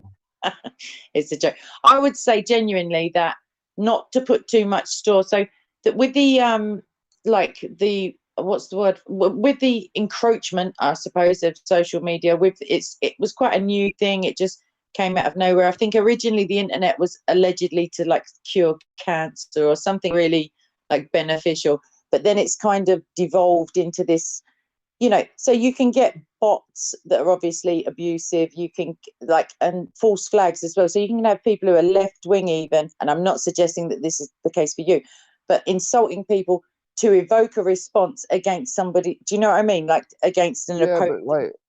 But we're all adults is the point. Sorry. And you're supposedly, I think when I checked or when I signed up for some of these things, you're supposed to be over 18. So blocking people, I wouldn't say is a sign of weakness. If they're just being abusive for the sake of it, with not even any comedy thrown in, I would just, you know, not give them the time of day. I see abusive. I've heard that I'm a hate preacher, I'm this, I'm that. And I just genuinely, and I understand you're not religious, or I believe you not to be. I just pray for them, because not that they will like me or anything like that, but I think if their lives have come to that point where they've got a passion for insulting somebody they don't even know and they haven't spoken to, like, do you know what I mean? Like, it's quite sad, really. And keyboard warriors and all of that stuff, it's like, well, get a life, mate. Just go outside. There's a whole community that could do with somebody helping them out in maybe a soup kitchen or I don't know. Did you know what I got banned from a right-wing forum for? Go on, being left-wing? No, I'm joking. No, Lister, I got banned from the right-wing forum. You cut out there. I got banned for saying tell a friend to tell a friend the lines then his life, and Rio just banned me, and he's banned me from his chat room, but he's banned all my accounts. And do you know what? Is your life any less because you're banned from Real's chat thingy? No. Well, there you go then. Maybe God does work in mysterious ways, but I mean, sometimes they can be doing you a favour, because, you know, like you just scroll through endless stuff, and sometimes even I'm watching a video and I think I'm not really interested. I just want to know what nonsense is being spoken. Like, I'm not saying that about Real. I'm just saying, you know, there are people who would benefit your opinion, like from your opinion, or like to hear from you, that aren't that kind of trigger happy with the banning stuff. So unless someone says something really detestable and like deliberately hurtful, like, I think we're all grown up, so everyone's entitled to their opinion. Because when I get called an Islamophobe, for example, like, there's no way, and hand on my heart, that I would be trying to convince Muslims of a truth that I hold dearly if I didn't have love for them. Because genuinely, I feel that people who aren't with Christ, and everybody can disagree, that's their right, will not enter the kingdom of heaven. So it's not from hatred that I'm going to speak to people. It's a love for them. I don't want to think of anybody suffering eternally. And that's just me personally. Like, I don't have hate for anybody, only because, or not because I'm commanded to, but because it's not good for me. Like, if I feel myself getting really irritated, I just have to pray for them, because I wouldn't want somebody feeling that way towards me. I would hope that, you know, if you pray for somebody, you want the best for them, then your heart softens towards them, and you can see them as just a fellow human being, just as lost as we all are, potentially. And I'm going to shut up now, because, you know, hashtag 2 glasses of wine. I found the screenshot of this guy. His name's Tristan Jervis. It's the Selsdon. Oh, you've got to have sympathy for him anyway, then, just with a name like that, surely. Yeah, you are lying, and we are on to you. You have just made a very big mistake, leftist. Wow. This guy is. I've just gone to the Selsdon Group website, and he is the deputy chairman. And I'm pretty sure this website's been updated since I looked before. Lister, are you sub to Double Down News? Yeah. I actually like the guys at Double Down News. It's proper. It's like proper, like, neutral news. They do amazing work too. Who are you talking about, Lister? Who does Tristan Jervis work for? What group are they then? Who do they work for? So, about us. They work for Vladimir Putin and the Russian mafia. Pruskadovsky. Shit. Sorry. The Selsdon Declaration, to which all members must subscribe, was adopted at Selsdon Group's first meeting at the Selsdon Park Hotel in September 1973. The group was attacked by many figures within the Conservative Party establishment. So they're kind of not mainstreamy, or they weren't at the time necessarily. It sounds like they're a bit on the right. I didn't really look into these that much. So the Salisbury Declaration is it Tristan Hunt? No, it's Tristan Jervis. Oh, the right, MPs, I think they've got 4 MPs sitting on the president list, and I'm pretty sure they're different to the ones that I looked at before. So I reckon that they might like renew it Maybe they've got like every election rotation or some sort of but the Selsdon Declaration, which they all have to subscribe to, is this. So I've not read this yet. So let's. We believe that individual enterprise is the source of all progress in economics, the sciences, and the arts, and that the task of politics is to create a framework within which the individual can flourish. We believe that every individual should be judged by his actions and not according to arbitrary criteria of race, creed, or color. We believe that economic freedom is vital to political freedom because power is then diffused among many different enterprises instead of being concentrated on the state. We oppose the view that the state should have a monopoly in health, housing, education, and welfare. We uphold the right of the individual to cater for his own preferences in the market, believing that the state provisions should supplement rather than replace private provision. And finally, we see our primary role as to influence the Conservative Party so that it embraces economic and social policies which extend the boundaries of personal choice. So he's a right, so I can't libertarian. find anything to contest with that statement, but obviously most companies have like a PR spiel. So I find that quite reasonable, but the actions of that one guy, maybe he had a drink, maybe he was just having an off day, and it doesn't justify it, but usually when I get a message, I'll at least click on their profile and see him. So I clicked on this guy's profile, and when I saw that he had all these links to other like groups, and I thought, well, he's a director. Like, what the fuck's he doing? Yeah, he could be. And then I started looking into him, and he did have 5,000 friends on Facebook, which is the maximum. And then I just thought I'd start talking to him. So it was like 3 weeks after this message that like I responded to it because I didn't see it for 3 weeks. You know, in Facebook it comes up in like a spam folder. You don't really get it. You don't really know I don't know. Do you agree with his position then? Huh? Do you agree with? There must be something that he thinks that I disagree with him. If he's found out about me and contacted me and said, you are lying and we are onto you, you have just made a very big mistake. Do you know what you could do? Regardless of what it says there, I don't really care what it says there. Sorry, you could check the time of his message. If you look at what you were posting, you know, maybe just previous to that, maybe it would relate. I don't know. But I did do that, and it was just after what was it?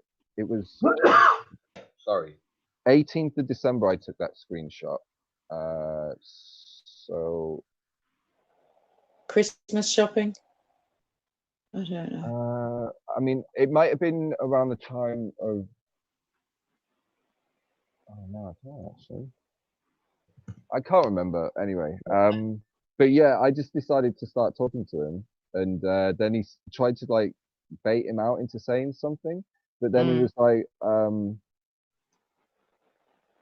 maybe he sobered up. No, I think it was after it was pre-election when he sent the message, and then after the election when I replied. It looks like he deleted the first 3 messages before I screenshotted them. But I think he said something like, "Oh, it doesn't matter now that like the election's won." It was as if like he was afraid that like they needed to put up more of a fight against like the Jeremy Corbyn machine. Right. So I think the difference is that is this Tristan Jervis some sort of libertarian? Is that what his position? It sounds like it, yeah. See, so he's a libertarian and he just wants freedom, like absolute individual liberty. But the difference is that I'm assuming that you are in favor of individual liberty, but you believe that you have to use the state to bring that about. Would you agree with that? No, there just needs to be some sort of like controls on it. So for instance, like if it was like the Wild West, we'd just get the most powerful people are taking advantage of that freedom. Do you believe in big government, though? I think is the question. I don't. I think the government needs to be as small as possible. But when we talk about big government and small government, we need to look at the government as a whole. So, for instance, if we have a big war machine that's going on in foreign wars and not being used to simply just defend our own lands, then that is a big government. We can rein that back a bit. However, if we have a health system that is massively underfunded and with massive queues and in decline, then that is underfunded, and we need to increase that part of government. Right. So the point I'm making is that like libertarians believe in natural freedom, like it's called negative liberty. It's when you don't use the state at all. It's just the wild, wild west, like you would say. But like the opposition is to that is the other type of libertarian, like your left libertarian. They believe in individual liberty, but they believe that you have to use the state to some degree to bring that about. Like an example would be, it's all very well saying we all have individual liberty, but if you don't have access to all healthcare, then you can't really be free, can you? Do you see what I mean? Yeah. If you can't like go cycling, knowing that like you will be taken care of if some car like comes and like you're not free, are you? Knocks you free. Whereas you right libertarian, they believe that is freedom. That's the opposition. Like, and I believe that you do have to use the state to sort of regulate the economy to some degree, regulate social. An example would be freedom of speech. If you just leave it to the wild, wild west and you just say everyone can have freedom of speech, but you don't have the ability to speak because private enterprises are banning you from speaking, then that's not freedom of speech, is it? That's what I mean. It is, because there's nothing stopping you creating your own platform or going to the street corner with a big megaphone. Like you can say whatever you want. But if you like, why should I allow you to come into my house and like insult all the people that I care about? That's the thing. So if I don't want to promote your bullshit voice because you're insulting everyone that I know, then I'm not gonna allow you on the platform of my house. Right, but I agree with you. I agree with you, Mister. All the way agree with you. I agree with that principle that see, the thing is that you don't have freedom of speech if there's no state involved. If there's no state involved, there's always going to be people shutting down people's speech just because they'll say, fuck your speech, I don't agree with it, this is my property, and I own all the fucking property, so I'm going to determine what speech is. So you do have to have the you do have to have the state to regulate people so you can allow people to speak. It's anti-monopoly legislation. You need to stop one content provider being so big that they eclipse every other provider. Correct. There's Facebook, there's Google, there's Instagram. But Google owns because like with Google, owns a lot. Look, I'm the only person who's been banned from numerous platforms, and like I broke their rules. I'm not crying about it. Like I broke their rules. Like I could just go. But they change their rules, and they make their rules quite arbitrary, and they present themselves as platforms when actually they're publishers. It's their platform. It's my interest to learn the rules and abide by them in their own private domain. As it is, if I was to go to France, I'd have to learn their laws and the differences between our laws and what I can do there and what I can get away with. But they're multinational companies. They don't respect. They have small differences in their rules. So in Germany, they won't allow somebody to deny the Holocaust on their platform, whereas German law. No, but that's what I'm saying. They're multinational conglomerates, not just. But they're sticking to the law of the land that they're in. It's well done. But laws come from the people. I get where this is coming from, because there was like camp, wasn't there, with all those Syrian kids in France. I forgot what was called now. This day. Huh? They knocked it down. Do you remember there used to be that refugee camp in France? I forgot what it's called now. In Calais. Yeah. Well, the point is when we're looking at someone like Facebook, for example, Facebook had something what's called a natural monopoly. Do you know what a natural monopoly is, Lester? You mean when people are attracted to it, so it's not through promotion or an actual monopoly, it's because people choose to use that platform? Well, if you look at the nature of social media, for example, people go to the place where everyone is. Yeah, that's the way it works. Now, admittedly, until they don't, but until they don't, like MySpace was massively popular, and that's where everybody was until it was no one there.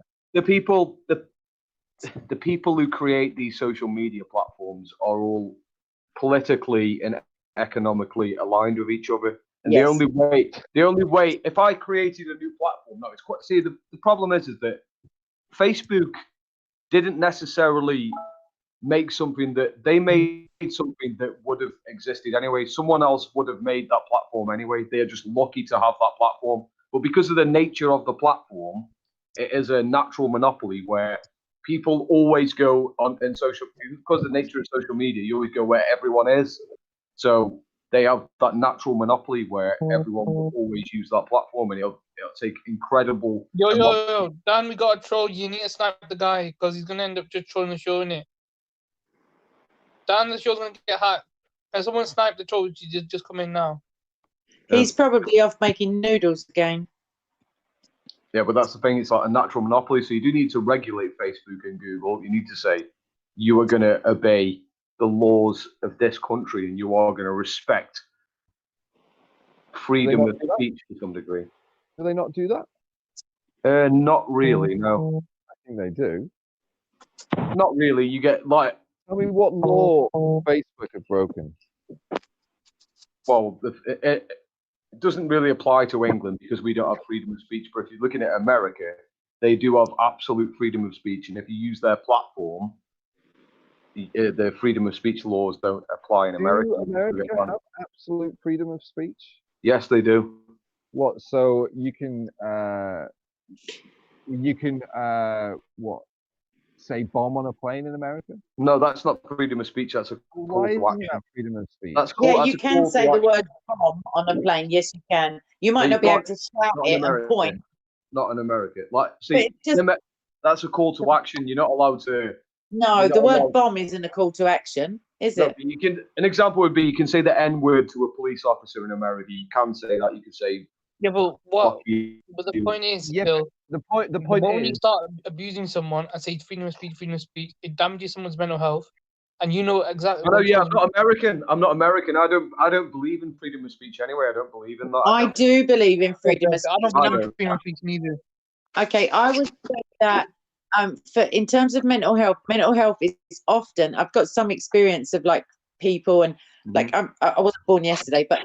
So I know that it's a real thing. I also know that it's very often used as a blanket like thing just to try to justify the I don't know what to call it, the eradication of certain things. So you can't necessarily say, like we were discussing earlier, you can't necessarily call somebody a girl, even if they are a girl, if they want you to call them a boy. That's just a silly example, but it's whether or not the rights of the individual to speak are paramount. And people who suffer from mental health disorders have as much right to speech. I'm not talking about people who suffer from mental health disorders. What I'm saying is someone, example, let's say they're trolling someone and they're continuously harassing and on that person. I think they're saying the freedom of speech. Yeah, but that's up to you to interpret that data. Well, when someone says something to you, it's you who gets offended. You don't necessarily have to be offended by their speech. You don't have to listen to them. That's the thing. So legally, we should be able to say what we like, because then when somebody has an idea that's disagreeable to maybe the majority or just to your household, if somebody comes around visiting, whatever, they can say what they like. And then you've got the freedom of speech to reply to them and say, actually, I think that's a really bad idea. And if nobody's ever told you before, this is why you might not want to say it in other places. Like, if you can't tell somebody what racism is, you can't argue against it if they can't say the words for you to go, oh, do you know that some people find that offensive? And do you know that in some places that's considered such and such? Like, you need to. I actually don't believe in freedom of speech. I do believe that certain topics should be allowed to be debated, like we're talking about race or whatever now, but I believe that certain topics should be not be allowed to be debated in public. An example would be there's plenty of subjects like. An example would be certain Christians and certain religious people believe that you can't rape your wife. No, I don't know that that's the case for Christianity. Hold on. But what specifically do you want to not debate? Well, my point is that I don't believe that those people should be allowed to debate those ideas in public, because they can debate those ideas. So you're not allowed to debate the idea. You're not allowed to defend the idea that it's permissible to. But who's the arbiter of what's permissible? Well, let me explain. Let me explain because it can have negative consequences. So let's say I was a deeply religious person, and I believe that consent is given when I marry my wife. So I say she agreed to marry me. That is consent. Therefore, I can't rape her. Someone could listen to me when I'm not challenged. Someone could listen to me, walk away from that debate, and then rape their wife. They could, and then they would be a rapist. You wouldn't be in the wrong because hang on, can I just? Sorry, I don't even know your name, but you just have publicly said that online, so you could have argued that that's the case. So that's my point. If you can't say the bad idea out loud, how can anybody educate you on why it's a bad idea? Phil, can I just respond? Hold on, Phil. Phil, please let me just add to this. Like, if we take that to the extreme, you can't debate. You can't debate any crime. You can't say it's okay to. You can't even mention it's okay to steal. You can debate. Hold on, Phil. You can't even say it's okay to steal if you're hungry. You can't say it's okay to fucking jaywalk in America. Like you'd have to take it to any fucking crime. Like I believe that the killing of like Hitler, because that's murder. Okay. Of course, you can advocate for any crime that you like verbally, as long as you're not instructing people who are gullible enough to follow your instructions to do so. Yeah, well, that's the point. You can debate the morality of capital punishment, of the underage, sex, the law at which children should be able to give consent and become adults sexually. You can debate that all you like, because some benefit may come from that. And if you aren't a strong enough debater to put your point across, and you fear that somebody who's listening may take the wrong end of the stick, then that's their problem, because and they're legally responsible. Considering the laws considering the laws are different all around the world, then there's obviously still debate that needs to be had to find out which ones are the best laws. But there are laws around the world that restrict people's freedom to movement, to marriage, to religious freedom, to say certain words against the government. So China, for example, you can just disappear if you Are you familiar with the Overton window? Yes, I am.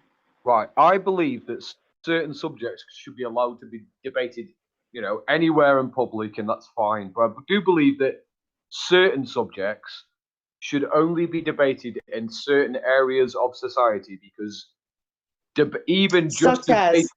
such as the religious people who believe that rape is, you cannot rape your wife because consent is given at marriage.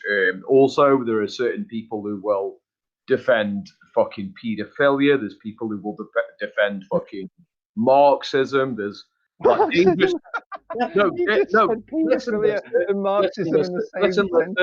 me explain. There was a comma. There was a comma. No, there was a comma. But I'll let you explain. I'm going to say bye, and I'll listen to you explain. Right. So there are certain, not all Marxists. Not all Marxists, but there are certain Marxists, right, who believe that morality is not real and rape is justified, provided it encourages stronger or something like that. Well, no, provided the proletariat obtain power. So an example would be, I'm not saying all Marxists, but certain Marxists believe that it would be okay to rape a woman if it meant that the proletariat would get the means of production. Benefit.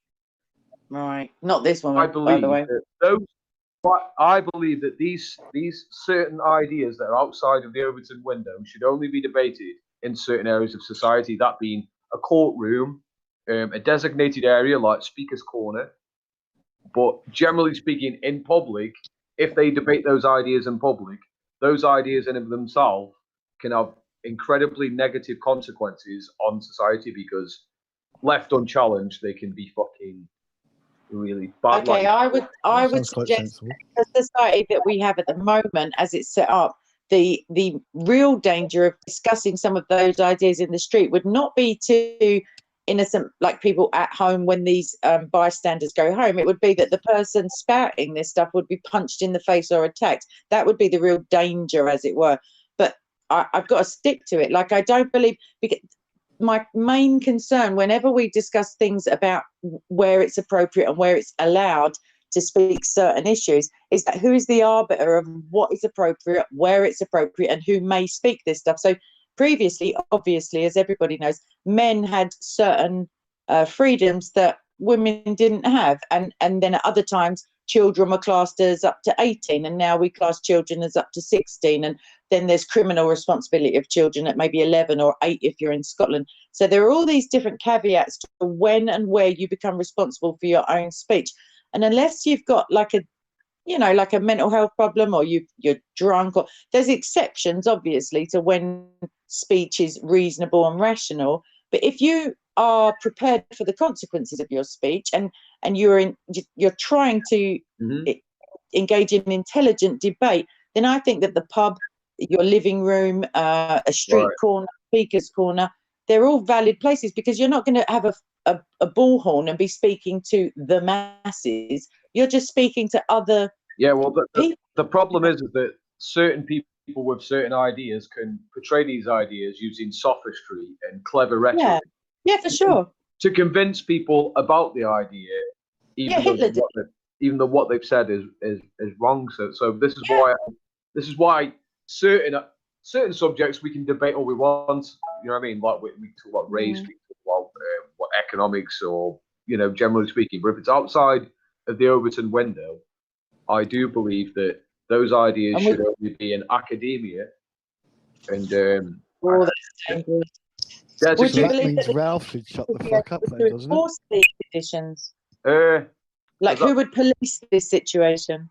At the moment, the no place on the window is being shifted by not professionals, isn't it? It's being shifted by amateur YouTubers at the moment, all over the internet, every single night of the week. Who decides what speech is allowed is always determined by those in power. So ultimately, it's the case now. America doesn't have absolute freedom of speech. We don't have absolute freedom of speech. But it's just driven underground. Surely you realise that if you legislate censorship, then you just push it into a place where it's not publicly debatable. So therefore, the people who have views that's what you should do. Challenged legitimately by other sophists and other people with clever rhetoric who can that's maybe that's what you have to do, because if you have a political opponent with a certain ideology, you have to drive them underground, because if you don't drive them underground, I don't agree. Well, that's what happens now. Like if you look at our propaganda wars have always been the way, haven't they? Yeah, that's how people are radicalised, by driving them underground, by saying that they cannot be spoken about. It's not just the right wing. Essentially, I'm not talking about right or left. I'm just talking about in this country, the United Kingdom. They drive dissidents underground, be that fucking Marxist, ethno-nationalists, libertarians to some degree. They drive them all underground so that they can't get their speech out in public, and that works. Because that's what they do to everybody else. Yeah, and that's what everyone does. That's what everyone does to everybody else. As soon as when you get political power, if you want to keep political power, you have to keep your opponents underground. Of course, you fucking do. What has happened within the Mark Collette mode? Can I the media? Yeah, of course you can. Sorry. Thank you. Sorry. What's happened recently? Marco Colletti Spaghetti. He had a sense of humour, and he went into Mark Colette's live chat. Immediately got banned and threatened with doxing by who? And I didn't need to ask. I was on my YouTube comments tonight. It was Secret Sources that threatened to dox you, wasn't it? Yeah, well, she just gave me a warning and said there were other ways to get to me. And England distracted from that with did you see the football? Because the enemy are watching. Sorry, Secret Sources. I'm guessing this isn't like Kentucky Fried Chicken or Big Mac burger sauce. Dion Miller. I don't go around in these group chat thingies. Yeah. But does it really matter what one individual thinks? I mean, it does. Like, I'm saying in terms of sort of censorship, freedom of speech, these are the far right, as they self-defined, and they, the minute one of their own has a sense of humour and shows a bit of dissidence, it's we will shut you, we will threaten you with doxing and illegal acts. Do you know what I mean? They shut you down if you disagree. Part. Yeah, but that's the illegal part. Threats shouldn't be included in freedom of speech. It should always at least reproachable to threaten somebody. It's what weight you attach to their ability and their intention to carry out that threat. So obviously, when you say to your kid, or like somebody, I could just murder that person. Like not as a motive, but I could just kill this sod. If you don't hear the tone of voice, it can be totally different. Yeah, exactly. Yeah. So threats are not even the verbal utterance; they are the intention behind them and the ability to carry it out and the past experiences. If somebody's got a long list of violent crimes and they say, "I'm going to go around there and give them a slap," then you want to pay attention to that as a genuine threat. Whereas if my nan said it, I'd think, all right, you can't even walk around there, let alone, put your walking stick down. People only want freedom of speech until they get political power. As soon as when they actually get political power, that's when crush their enemies. Scorched earth policies. You find that, like, for example, with the Patriot Act, maybe, or like there'll be a big event, and then what you have is people calling. I'm not talking about those in political power. I'm talking about those the proletariat. I might just be making that up. The people who vote. Yeah, no, not the proletariat. No, people who vote then start calling for restrictions on their own freedoms because they see the common threat or the common enemy. They see this kind of the sense in some of the rhetoric, but then what they do is they say, I'd be willing to have my phone calls monitored, or I'd be willing to have my emails regularly checked because of terrorists. Can I tell you, sorry, I want to say this earlier on as a prime example of this, when we were talking about being monitored.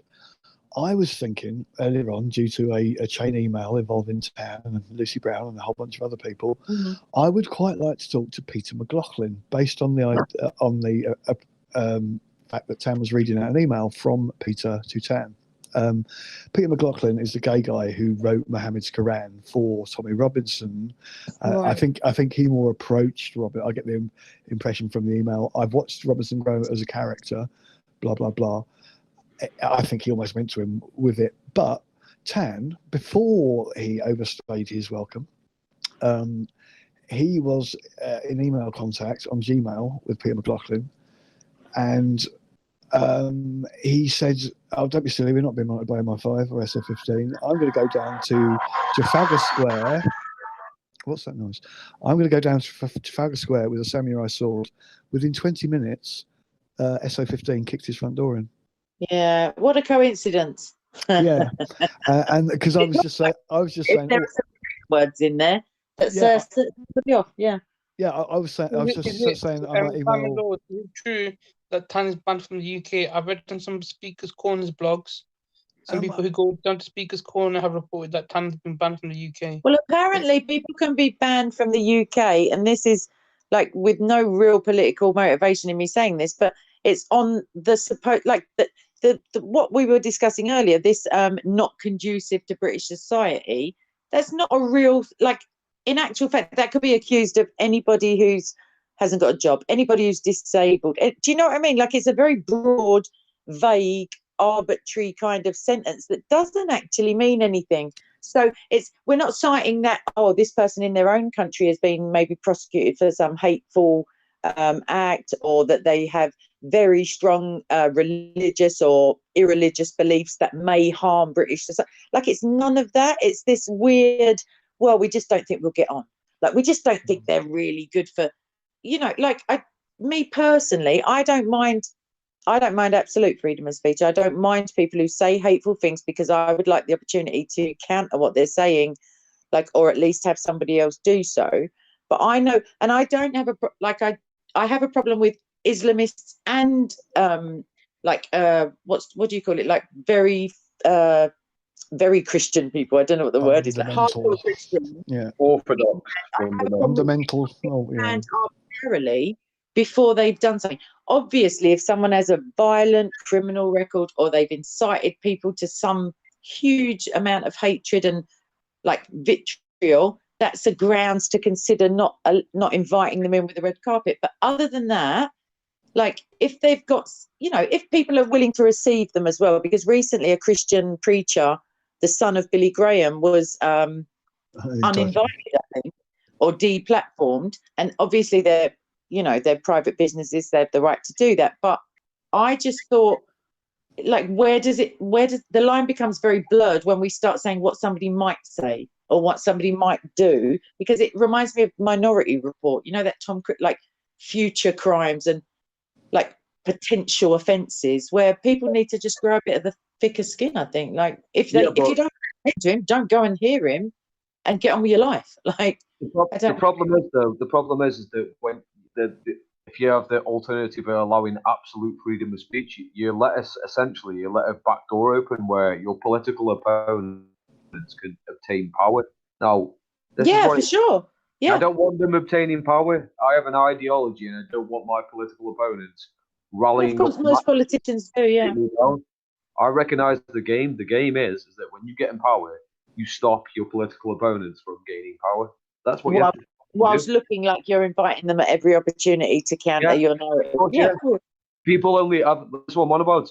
Until I get power, I'll all be about freedom of speech. Like, freedom of speech, everyone's allowed to speak. As soon as when I actually get power, all my political opponents are not allowed to fucking speak. Like, fuck you, you're not speaking. But the difference is that members of the public are not after political power necessarily. Like, I just don't like the thought of things. So with the education system, for example, my daughter, like, I don't know, maybe primary school age, there are certain things that as a parent, and the state often acts as a parent to even adults, like, that I could find questionable. Like, I don't necessarily want a primary school child of mine being taught things that I don't think are wholesome or necessarily necessary for a 10-year-old to know about, in adult relationships. And I don't think that's a matter of religion or morality necessarily. I think it's just a need to know basis. Please God, no 10-year-old ever needs to know, unless it's an abuse situation. Do you know what I mean? Like, when I was younger, it was a massive thing, and it was in secondary school, and even then it was horrifically embarrassing, and it was just a short video, and it was all kind of metaphor and allegory, and the teacher just blushing in the corner and not answering any questions, basically. But you don't even need to teach children that. Like, the thing is that the more you expose them to fucking sexual education, the more they're likely to fucking do it. And the other thing is that we're less likely to be able to identify victims of childhood sexual abuse. Victims of childhood sexual abuse often display overly sexualized behaviors when they haven't legitimately, as it were, been exposed to sexual education. So if we start educating earlier, we're less likely to be able to caretake, is that the word? Like, to safeguard, rather, the children who may be asking questions that are not age appropriate, and that maybe the teacher may want to just have a little word and find out why it is that they're talking about things that are so obviously for an older age group. Like, I just find it a bit worrying that it's also focused on religious people, as if, oh, you're so intolerant, you don't want these 6-year-olds learning about all different kinds of love and stuff. And it's not about the love, it's about the age. Like, if you're 13 and you're already smoking and whatever you're doing, teach them when it's damage control.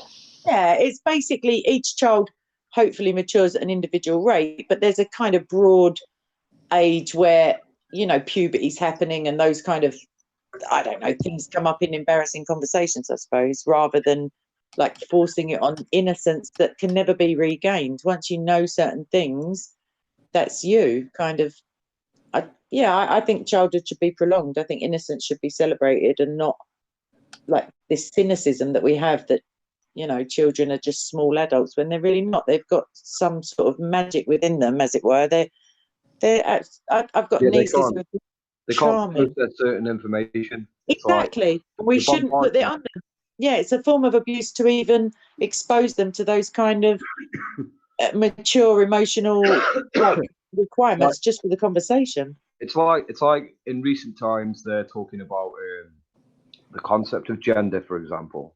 They want to expand the categories that we already have currently. Now the problem is that this is an incredibly nuanced fucking conversation and debate. You know what I mean? And if you start, you can't possibly educate them about the philosophy of knowledge, that being epistemology, and why we have these certain categories and what their functions are. And if you just say gender is on a spectrum, then they can start inventing new genders that are not scientific. It kind of is. Everybody's so obsessed with this at the moment. I just can't. Well, there's so much more going on. It's like trans, LGBT. It's nothing. Let me explain. Let me explain. Right. So why is it all so sexual? Right. We have certain categories, and they are a social construct, but they're constructed for utility, aren't they? Would you agree to that, Simon? How do you mean for utility? Well, categories don't exist. They don't exist in the natural world.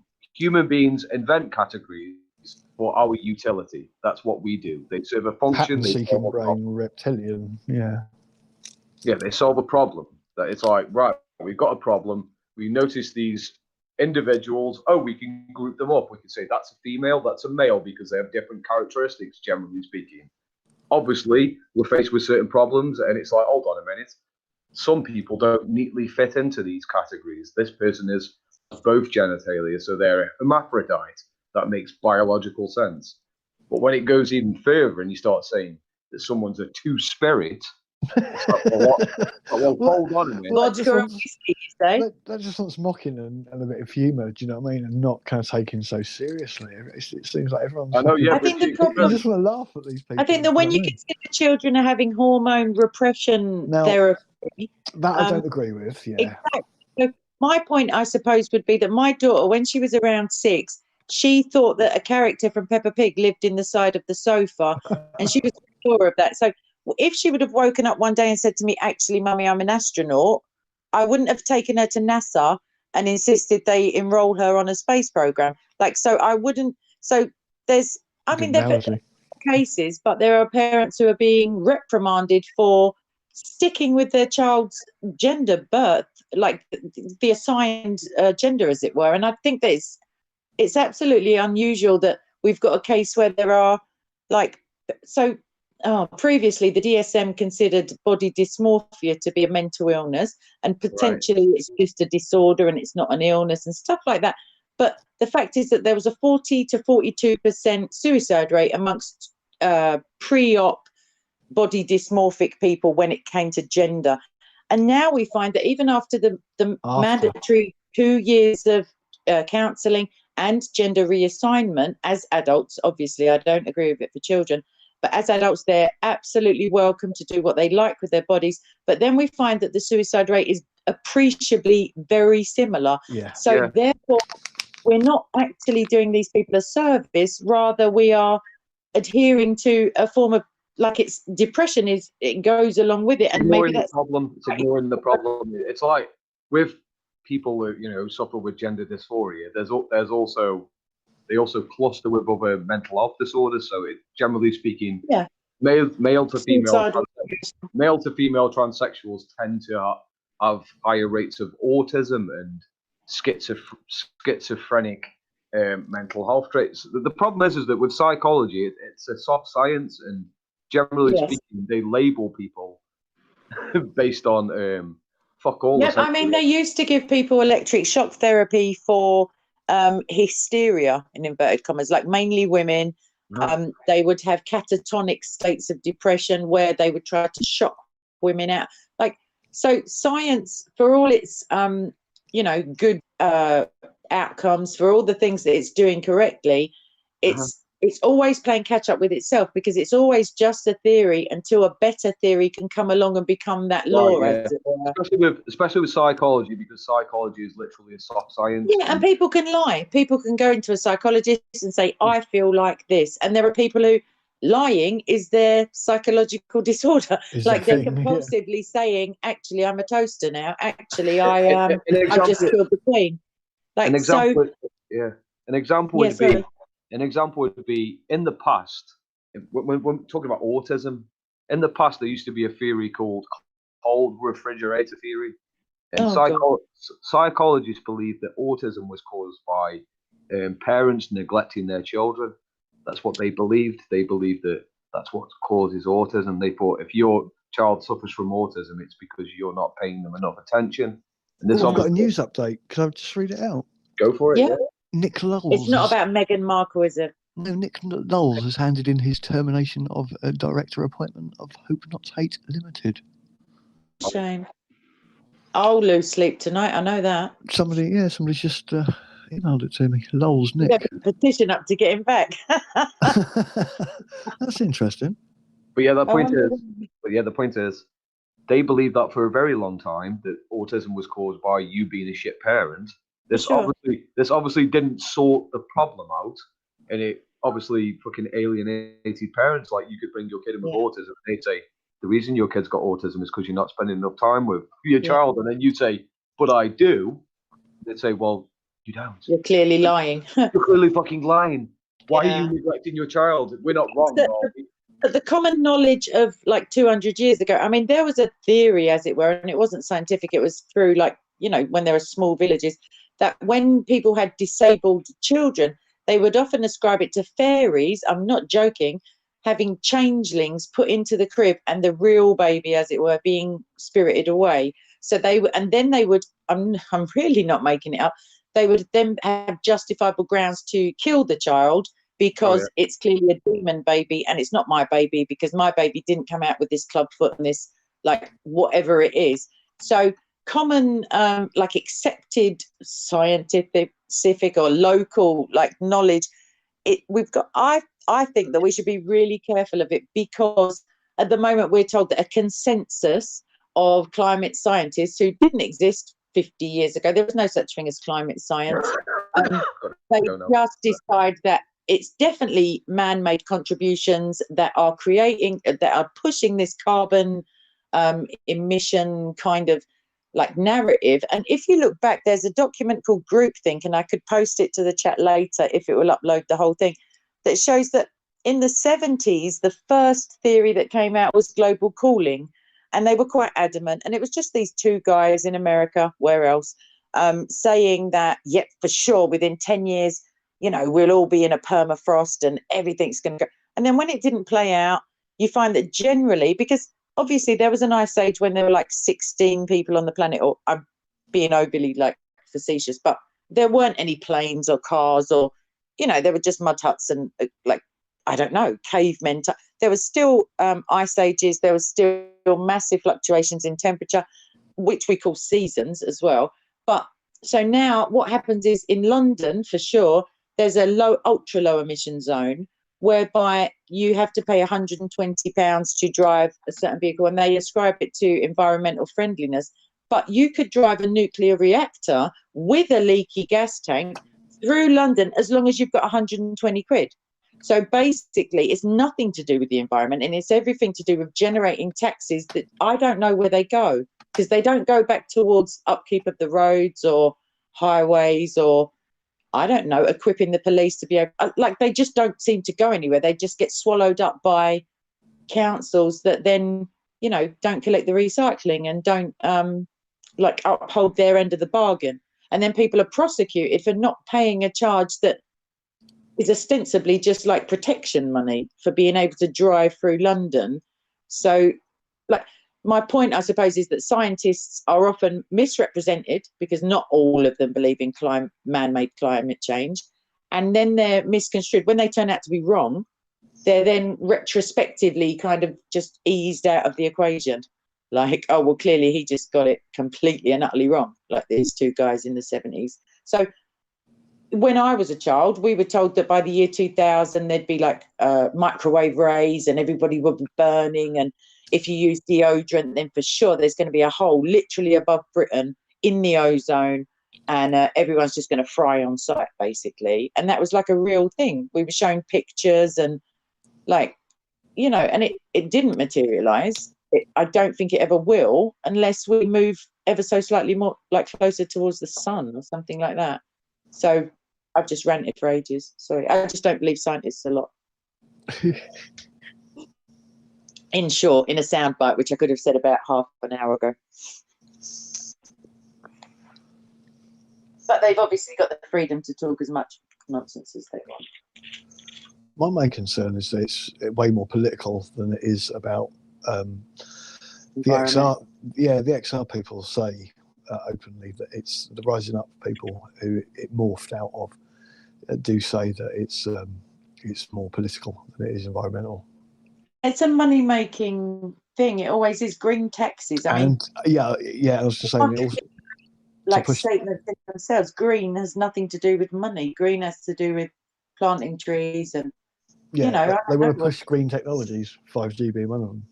Oh, that's apparently quite a bad idea, but I don't know enough about it. But yeah, I don't know enough about it. But it's also linked to like what's her name?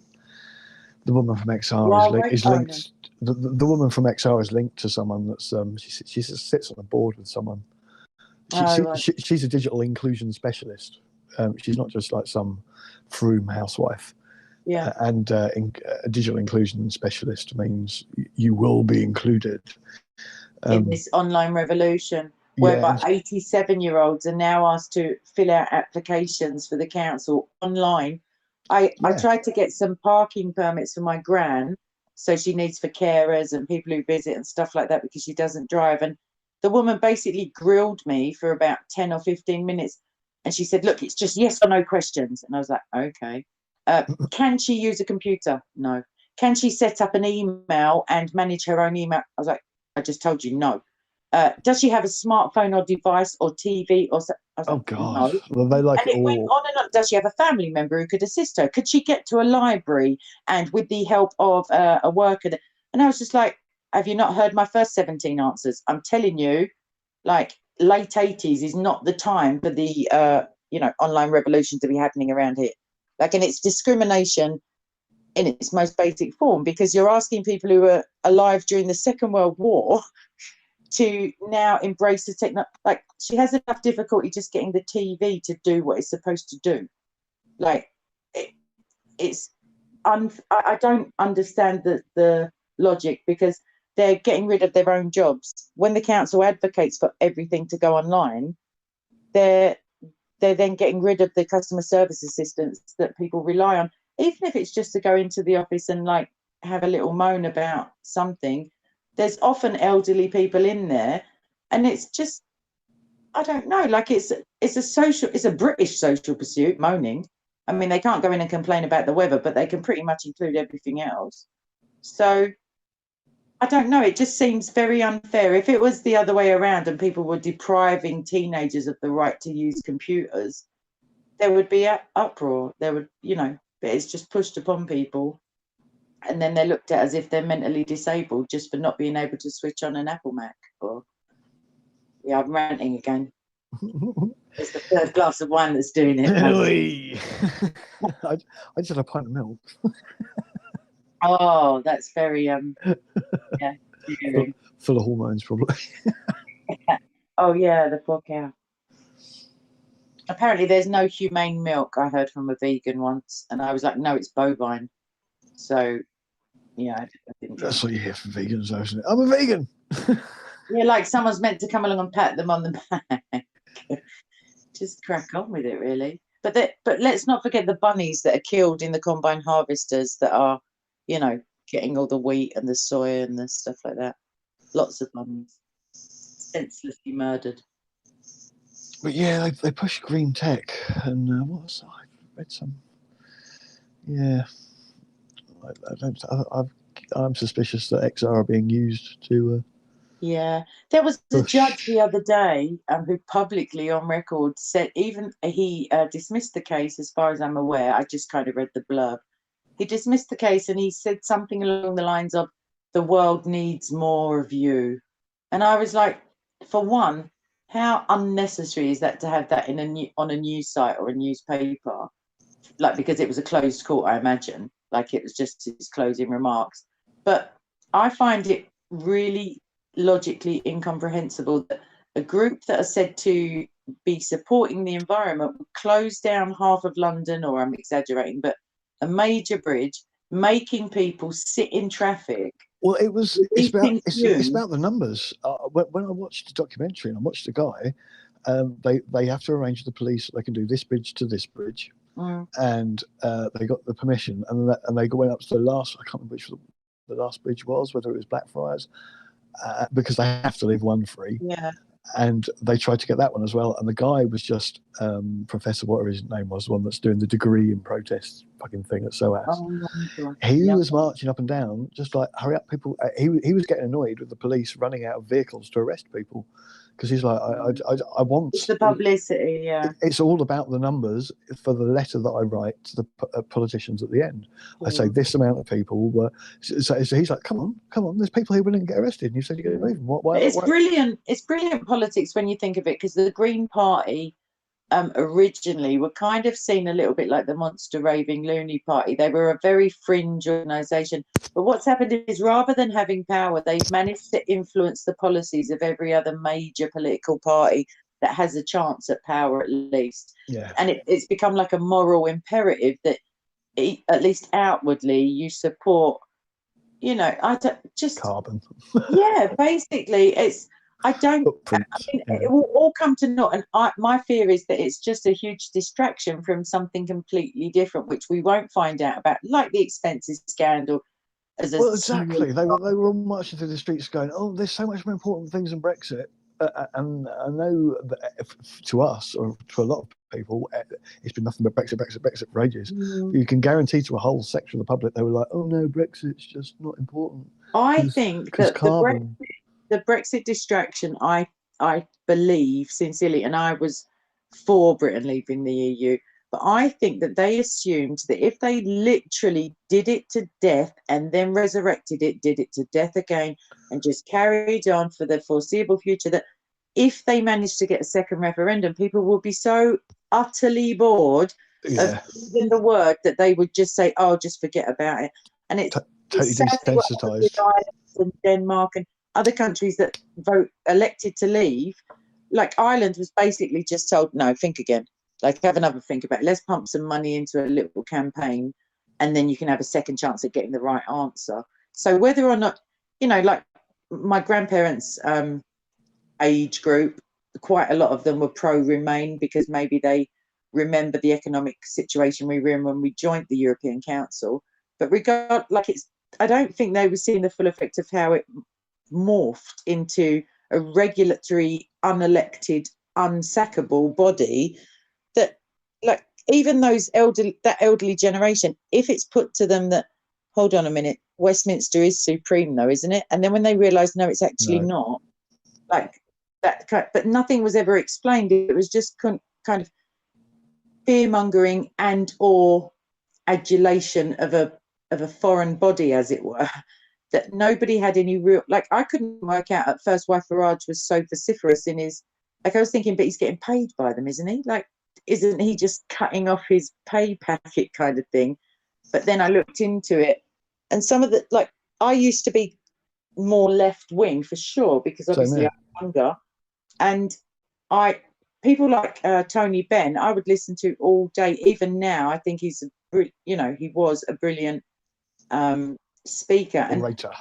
Yeah, so for sure, Euroscepticism was a commodity, as it were, on the left. Yeah, and then definitely. Now it's been misrepresented as some sort of far right racist, and I always thought it was dodgy, even when I was more left, on the left side. I always kind of thought, what is this shit? I don't get how it works.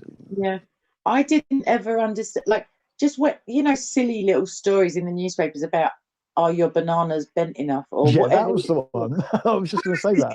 These people, are they that bored? Have they nothing to do with all these millions of euros and pounds?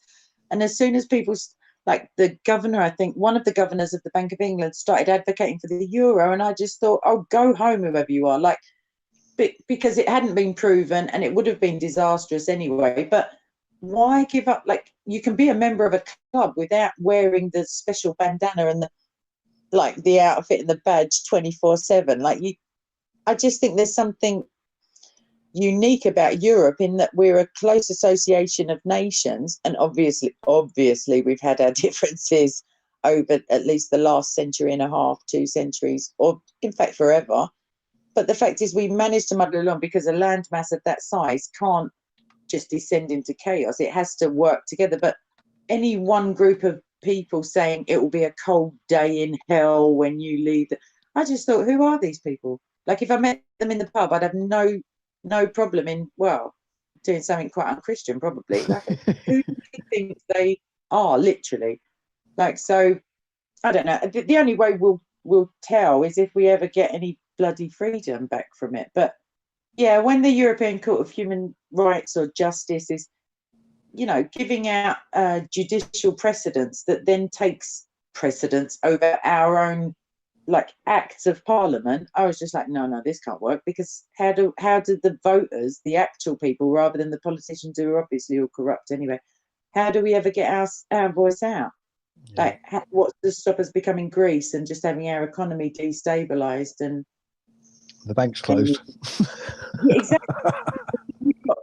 We've got enough politicians to sod our own economy back. Like, we can muck it up all by ourselves without being able to blame it on Angela Merkel. Or 3 days until the riot. I was just looking at Germany, actually. 8 people shot dead in 2 shisha bars about 20 minutes ago.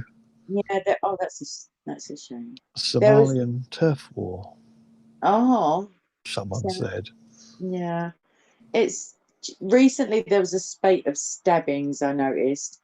Obviously Streatham, and then oddly there was one in Belgium, I think, like an hour afterwards, or so closely that I thought, is it really coincidental? Like, with the amount of people in the world, could it potentially be? But it was another person with the same sort of antisocial feelings and the same rhetoric that was used to get them to do the attack. Then there was one in Paris, I believe, like all within how long? Within the space of days. And I think that even if they're unrelated, as in not in contact with it, I think there's a certain kind of person with. There's always these networks. Cause, I mean, like the Streatham guy, I know he was involved in the Sheikh Faisal circle, which is also Abu Qasim from Speaker's Corner was involved in that circle. What do you think about his sentencing? Do you think that was quite short, or which one? Abu's 4.5 years. That's not even as well, but it was 4.5 years, and then a year's worth of reporting on license. That's right. So really, I suppose you could say 5.5 years, but hopefully he'll serve a little bit more now that they're kind of modifying those automatic release things. But yeah, I just thought it depends how much credence you give to him knowingly disseminating material. That it's like somebody said earlier, something like, well, what if you're debating this and then somebody goes off and does it?